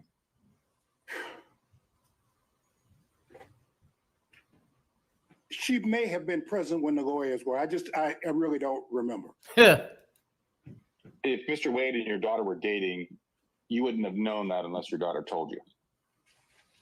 What do you, maybe I'm not understanding your question, counsel. So maybe you want to restate. What is it that you're asking me? Yeah, if it wasn't clear, I can re-ask the question. I'll rephrase it. Yeah, right, yeah. Mr. Wade, if Mr. Wade and your daughter were dating, you wouldn't have known that unless your daughter told you. I did not know that they were dating. And when were you talking about the cash? I didn't know that. No, I don't know what you're Judge, asking me. step in. What I told my child from the time she was a child is always have some money. Always have some money. If you go on a date so that people don't try to stick you and you want to leave whoever, always keep some cash, okay? Mr. Floyd, you answered the question that the attorneys prepped you for that. So that's all I wanted to know. Anything else, Mr. Sheriff? That's it, Your Honor. All right, Mr. Cromwell. If your daughter was Mr. dating him, you would not have known unless she told you. Is that correct? Yes or no? For your daughter to confide in you about her romantic life at all? No, and I haven't confided in her about mine before when I had one, okay? And you wouldn't have known about her boyfriend, the disc jockey. Hey, Debs. An objection? I think that might have just been still off mute. Okay. Let's keep going. Now, you wouldn't have known about her boyfriend, the disc jockey, had you not been living with her, correct? That's correct. And all of his stuff being around that ain't nobody picking up on. Did he answer the question? He said that's correct. All right, by show of hands, any redirect on those points only. Ms. Merchant. I just want to know when you were prepped by the lawyers, when this prep session was. I just got off the plane on, what was it, Tuesday night? I think I was probably drooling at the mouth. I was so tired. So it must have been, I got in Wednesday. It must have been Wednesday. Okay. And did you talk about any of the testimony from yesterday or watching the news reports or anything like that? Oh, absolutely. You can't cut the TV on without seeing this. The first thing, and yes I or listen to no? conservative radio a lot, and last night for 5 hours, all they talked about was this case. So you were aware of what the testimony your daughter gave yesterday was? Yeah, unless you don't cut the radio on, unless you don't cut the television on, unless you don't read the AJC or any other, the New York Times or whatever, which I do every day, of course. So is it fair to say nobody instructed you that you were under the rule of sequestration? Right, and I'm not under subpoena either. Thank you. All right, anything else? Seeing and hearing none, thank you, Mr. Floyd. Thank you very much, Your Honor. It's a pleasure to appear. Get off the, Take care. go. All right, Ms. Scram, old man. Cross, let me check in. Was the state planning to call additional witnesses? Not at this time, Your Honor, but we're again trying to accommodate if there's a Sure. lapse in schedule to be able to this afternoon. But right now, that was the last witness. Okay, so even if Mr. Bradley testifies to some extent, it's still the potential that the state has no further witnesses? I anticipate at least one more will be available this afternoon, but that would be it. Okay, so there are potentially more state's witnesses. All right. Judge, before we move on, I'd move to strike the last witness's testimony. All right, so I think the rule is invoked and the instruction was for the parties to tell all witnesses subpoenaed or expected to appear about the rule. I don't think the remedy is necessarily striking. I think it can go also to this credibility as well. So to that extent, unless Ms. Cross, you want something else to be heard on that, point is made. All right. Do we have an update for Mr. Bradley? Yes, Your Honor. Yeah, he should be here at 12:20, 12:25. Okay, then what I think we should do is have these preliminary conversations about privilege, see if we can make any headway, and then take our afternoon break. So to that end, counselors, I don't know if you just want to argue in place there or go to the table, whatever makes you comfortable. But Mr. Chopra, I think maybe it was relayed to you since you weren't in the court earlier this morning. We'd had some initial conversations about the distinction between the privilege and Rule 1.6, and it sounded like you wanted to be heard on that. Your Honor, it was brought to my attention. I apologize because I don't have things. What do you need? Well, a copy of the case in front of me would be helpful, but it's not necessary. It would just take me a second to keep looking at my phone and responding before. Whatever you need to do.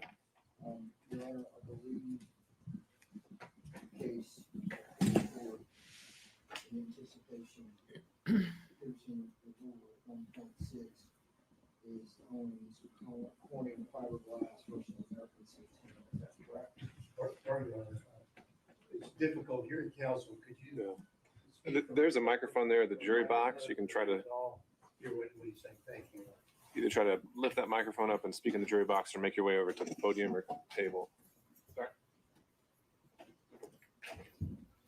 Is that any better? All right, and no, that was authority provided by Mr. Sadow over our morning recess, and I think that was indicated to go more towards a potential crime fraud argument. I don't think we've really gotten there yet. It's not crime fraud per se. It's the same notion. It's fraud on the court, different proposition. Okay. But yes, as to attorney-client privilege waiver, Right. 1.6 confidential and secret. The case that I had cited to this morning, showing the distinction between the two, was tenant healthcare. So that's where we were on the threshold issue. Did you have something that you wanted to address on that? I have not been able to review that, Your Honor. I was unfortunately. All right, Mr. Ward, your co-counsel with Mr. Bradley?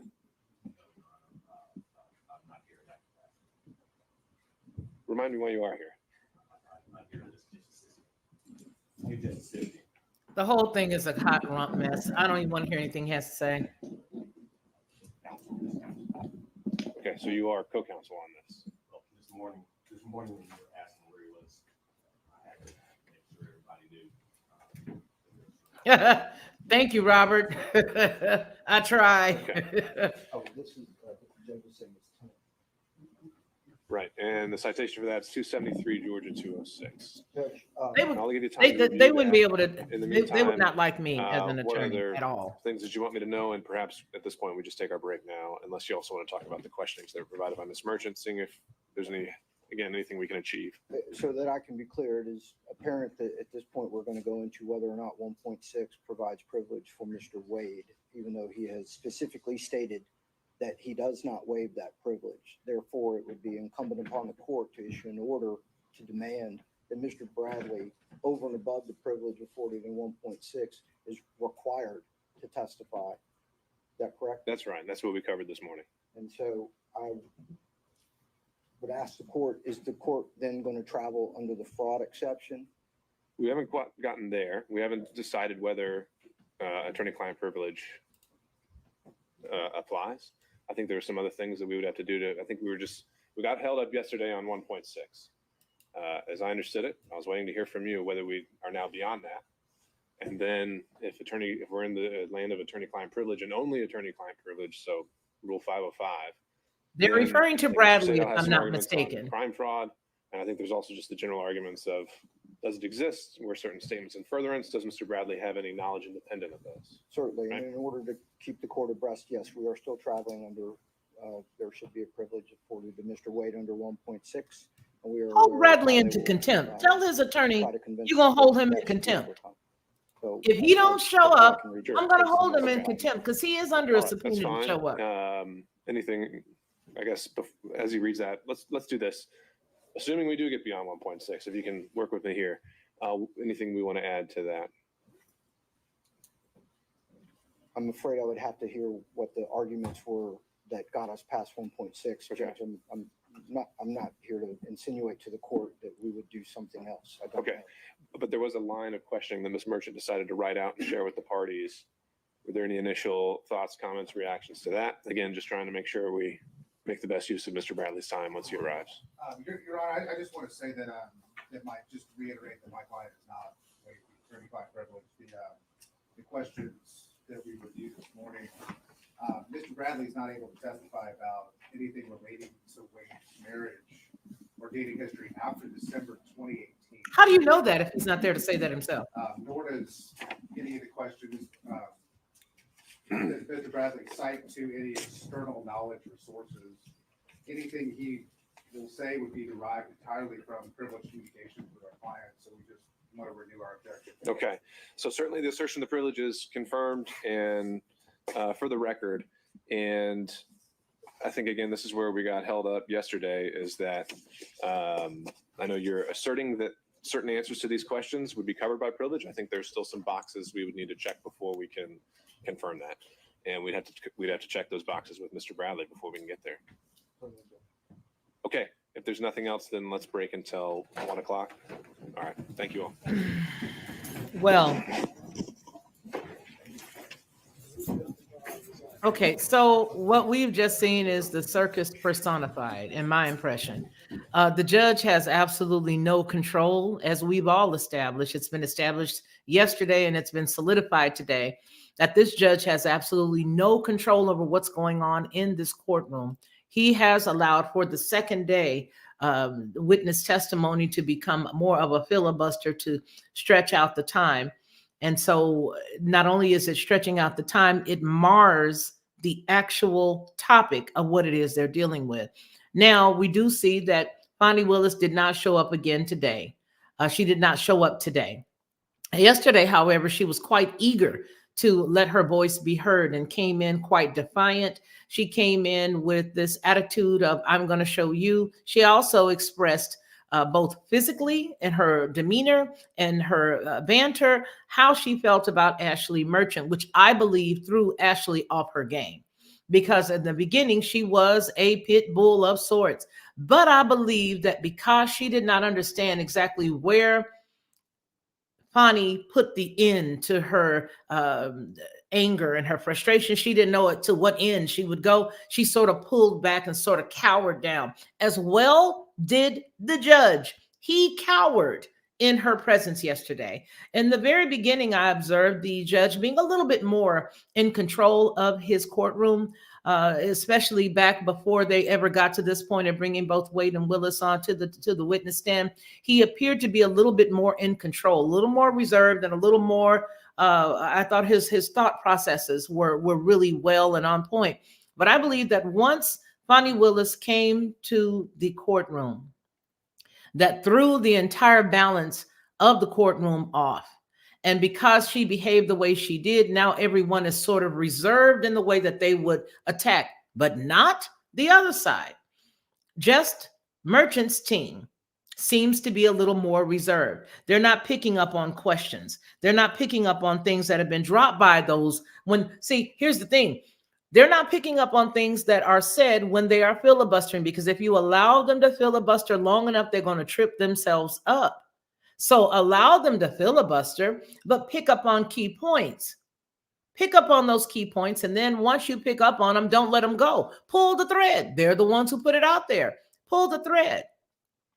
Okay? I did have a law professor who used to say that. Let them talk. And if they continue to talk, they will trip themselves up. And when they trip themselves up, it's not your fault if you pull the shoelace and keep going. It is not your fault. They're the ones that continued. So that is what should have happened both yesterday and today. I would have for me, it wouldn't have made any difference whether she, and by she, I mean Fani, came in there yesterday and had a bad attitude. She could have had a bad attitude, a bad day. She could have had cramps. I wouldn't have cared. Go ahead on, do you, boo-boo. Do you. And while you're doing you, I'm listening to everything you're saying and I'm jotting down notes the same way that I did here. The same way that I did here. Okay? I would have expected for Stephen Sadow to actually get in Merchant's behind and say, you're letting too many things fall by the wayside. Don't let her rattle you. You need to get in there and do this and that. All right? That's the one thing I have written here. And then I also have written here, one thing that I really appreciated, and I got to say this, because I've always, whenever I've been in the environment where there've been a bevy of attorneys, I had one good friend of mine, rest his soul, there in Georgia when I lived there for several years. And he was an attorney and he would take me places with him. He was an old white guy and I loved him very much. If I said his name, for those of you who are in that area, you would know who he is. But one thing I used to love is the way they had that camaraderie. You know what I mean?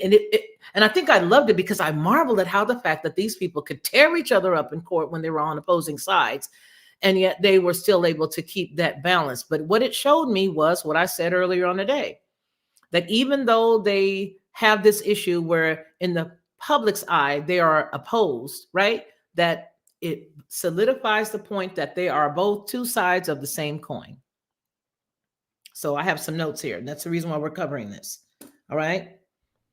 That's the reason why I'm covering that piece, is the fact that they still had that little bit of camaraderie. But that's the dangerous side to this whole entire thing, because they can get up in front of you and make this big speech. Then they can go on behind the scenes and they can say, okay, now you know this is going to end like this and this is going to end like that. All right, I'm going to throw my lot in and you throw your lot in and we're going to see who's going to win. I want you to see we're going to do it like this.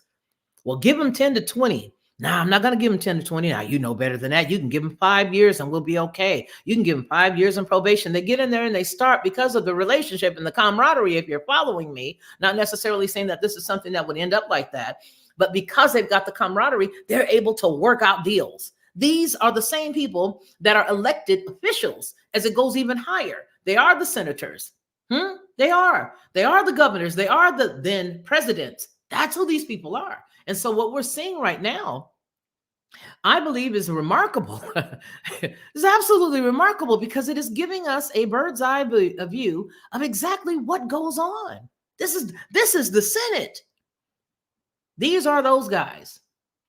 Yeah, they are. They'll do these really grand, they'll stand up as grand orators and they say, and and the government says, and the Constitution does thus and such. And in the back, they got them stogies, baby, and they drinking. They got them stogies and they're making deals. They're making deals. This right here is very telling. This is America's judicial system. What we are viewing, what we are seeing, what has been allowed to go into record, the comments that are made by those who are on the stand, as well as attorneys, as well as the judge, every single thing that we're watching right now is America. And it is as disruptive as America is right now today. It is as confusing as America is today. It's as confusing. It's as disruptive. It has no order. There is no one at the helm, even though this cat is sitting at the helm. He's at the helm. That is, somebody mentioned earlier today the fringe on that flag. That cat is the ship. That's the ship. That cat is at the helm, and he's not in control. He is not in control. I'd be surprised to see if this comes out the way that people are hoping that it is. I'd be amazed to see. I'd be amazed to see it. Moreover, if it doesn't go the way that we think that it should go, or if it does, either way, I would like to see the fallout that should undoubtedly come after this. And by fallout, I mean, I would like to hear about the IRS investigating them. I would like to hear, about the Secretary of State stepping in, because they do have a LLP there under the, under the Secretary of State of Georgia. With regards to the monies going here and going there. Somebody needs to step in. But will they, is the question. And here's the question that I have before we leave. Yes, it's absolutely maritime. So here's the question that I have before we leave.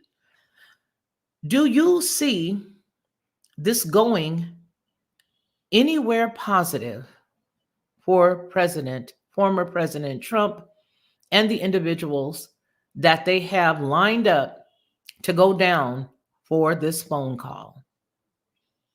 And what do you think the people of Georgia feel about their tax dollars being squandered away for so many different reasons? This case alone has so many different points. Do you think she should be impeached? Do you think, and by she I mean Fani, do you think, and these are questions, so you guys will leave down there in the chat. Do you feel as if she should be impeached? Do you feel that she's done some things that are impeachable? And if so, what? And if not, why? Do you think the father, any of his testimony should have been kept in and the judge allowed it to stick? Do you think that they should have thrown all of his testimony out? I believe they should have, but it wouldn't have made a difference. Why? Because it was already in the ether.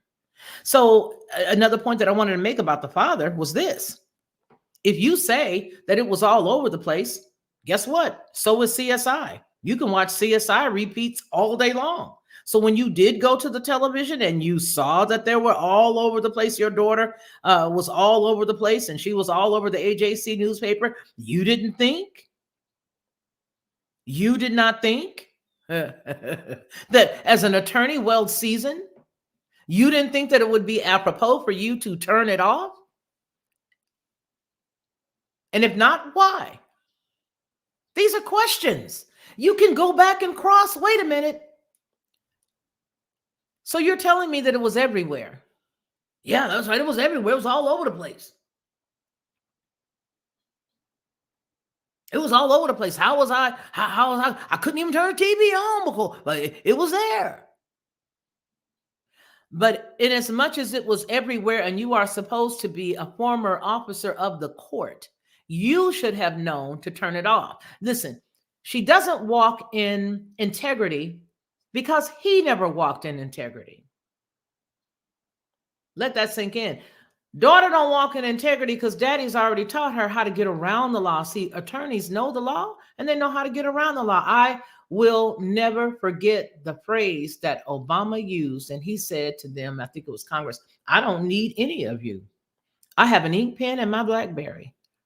Constitutional attorney. He knew what he could and couldn't do with that ink pen and that BlackBerry. This man knew that he was not supposed to be watching anything. He knew that he should not have been talking to his daughter. He's lying, my impression. She's a liar, again, my impression. And this is a part of my commentary, okay, as we close here. My impression is, if this goes anywhere, I do not see it having any long-term effect on the Trump situation. And it doesn't matter. I still believe they're going to have a witch hunt out for him. And I do believe it, even though I'm not voting for him. And even though I did not, vote for him or didn't push for him, I still have to say what I see. I don't see this helping anything or anybody. I really don't. I believe that this whole entire thing is not going to end the way anybody wants it to. Somebody's not going to be happy. Let's go ahead and see here. We got a couple of comments. Let's take a couple of those before we go. Let's say, why haven't the citizens of Fulton County petitioned to recall her? They have to know what's really going on. You know why I believe they haven't, Robin, is because a lot of people sha-na-na. Ronnie hates it when I sha-na-na something. He'll send me something and I'll just skim through it, looking at the major bullet points of it. I'll sha-na-na. These folks do far less than sha-na-na. They don't even get deep into the back part. Why are they able to ask her about money? The Fulton County people are not going to recall her. They are not going to do anything. They're going to sit down and take it like they have always taken it. Cindy Banks says, no, the father's testimony should be thrown out. He knew that he was not supposed to watch any of it. And then, of course, you see, Cindy, he actually then went on to let everybody know that, well, I wasn't petitioned either. I'm not under a subpoena either. And you're here playing the game, right? Right, Cindy? He was in there playing the game. So if he was playing the game, he should have played by the game's rules. But that's not how things are anymore. Let's see who else we have here. Solemn Peace says, misuse of office for personal gain. What else? Selling, please, to drug dealers. Okay. And yes, he was. Yes, he was. Okay. Let's see what else. Who else do we have here? Yes. Well, I'm going to say this. What is really tearing up? I should have put on some makeup today. Maybe that would have helped me feel a little bit better. I'm looking at my face. Okay, so you says you're right about these lawyers are the ones that are destroying the country. You know what? It's even deeper than that. It's what you're saying. Absolutely, it is. But have you noticed? A few years ago, we started on the Lockhart Perspective saying that we are at war from the inside out. A lot of people were sending me messages saying that's a bit drastic. Now we're there, right? What they're doing is they are now destroying the country one city at a time by installing mayors that do exact the bidding of the WEF, of the Soros of the world, of all the other people that we don't know the names of, the bigger, richer, right? They are doing that at the background. They're doing that in the background. They're doing that in the background. And while they're doing that in the background, it's destroying each country, each city, each county, rung by rung. I'm making sure that everything is okay on here. It's destroying everything piece by piece, and it's doing it on purpose. They're doing it on purpose. They're doing it on purpose.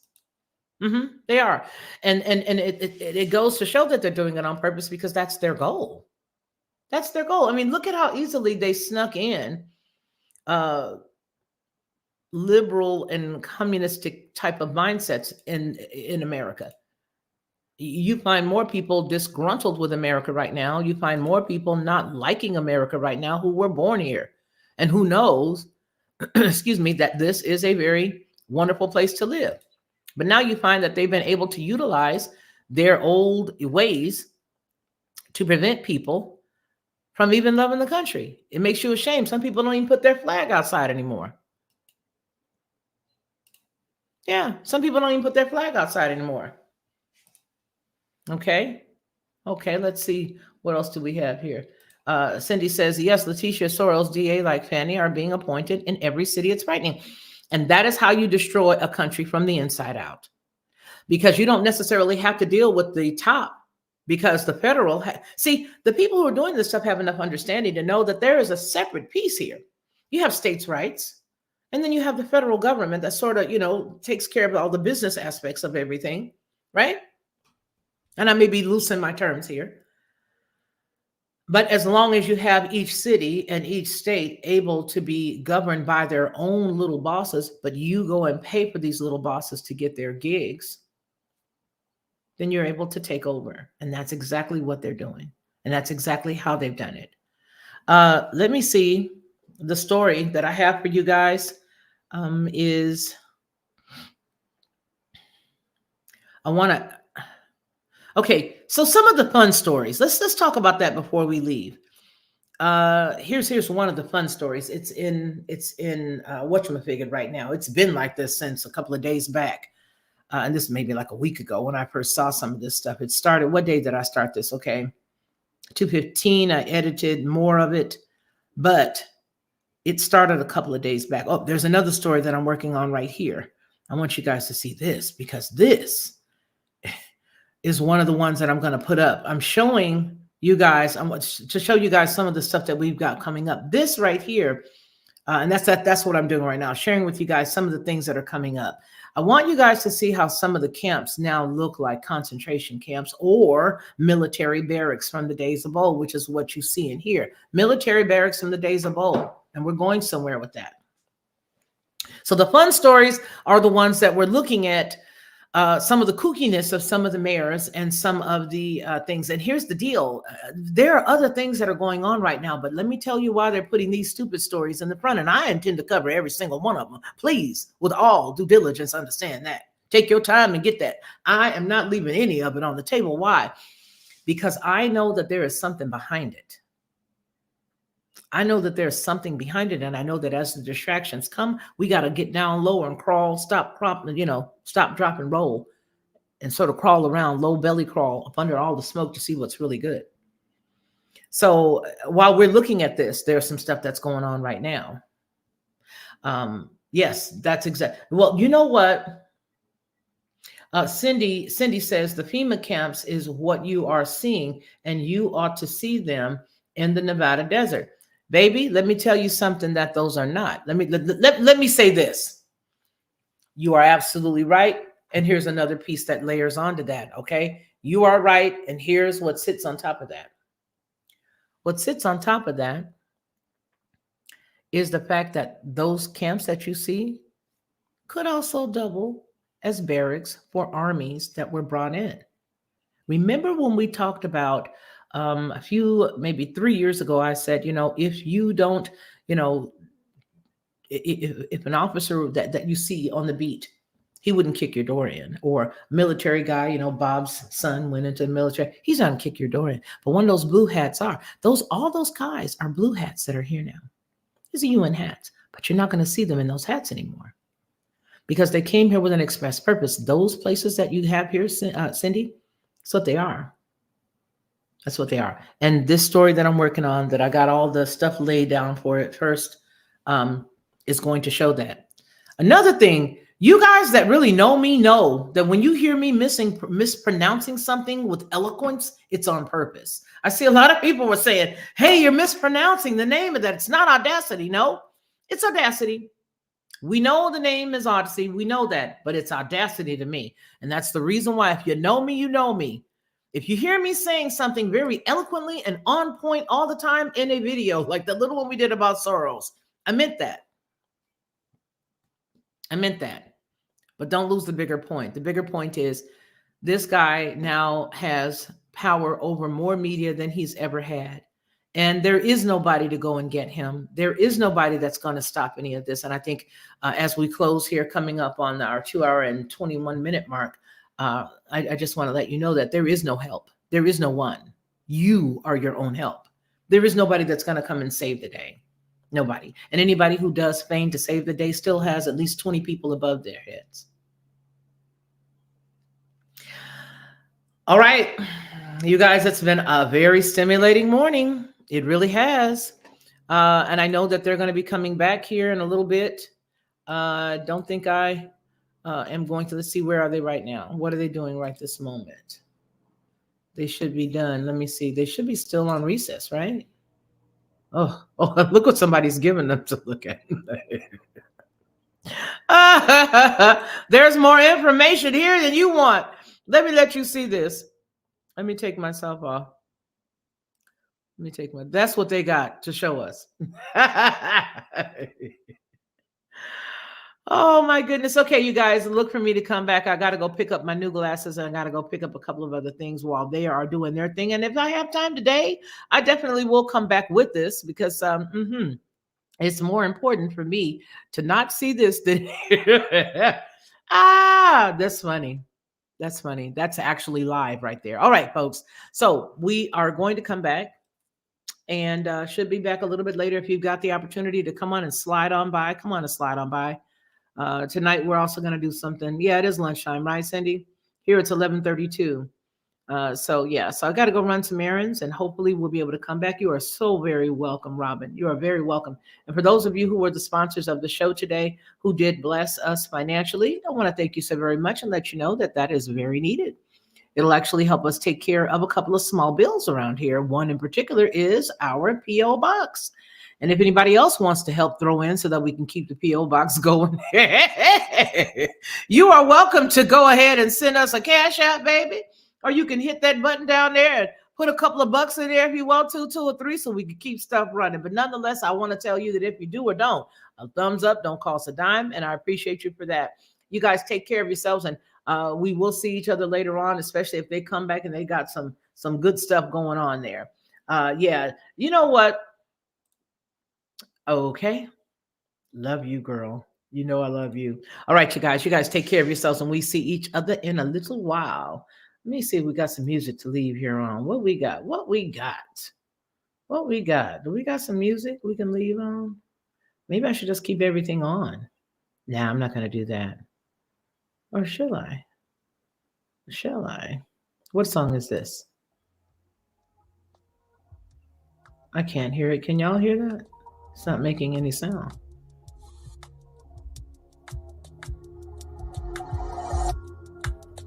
All right, you guys, y'all take care. The car. All right. I remember yesterday. Yeah. Time returning back to love. Who in the deep sleep? Falling for the reverie. We was all on Taiwan, how we all on Beverly. Traded in our longevity for the brevity. Hit them with that sneak peek, let me jog your memory. Why you think we always hanging on the corners? We the seat. Look at how we scattered across the borders. Vassal with the tassel, back from the severance. Fringe benefits, bringing it back to my remembrance. I remember when you told me I can still hear it when the wind blows. Raise the banner for the pony. Can it be? It was all so simple. I read your love letter. Got me breathing in everything you say. Thank you for the wind, helping me remember my way. I remember yesterday.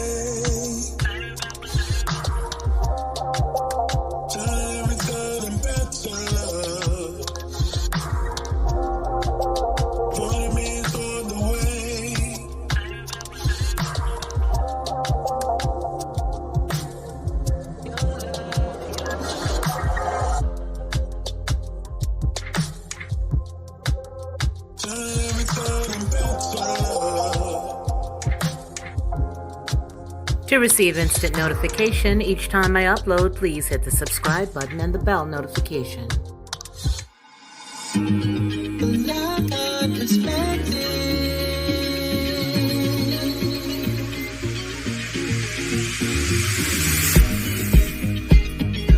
Helping you along the way.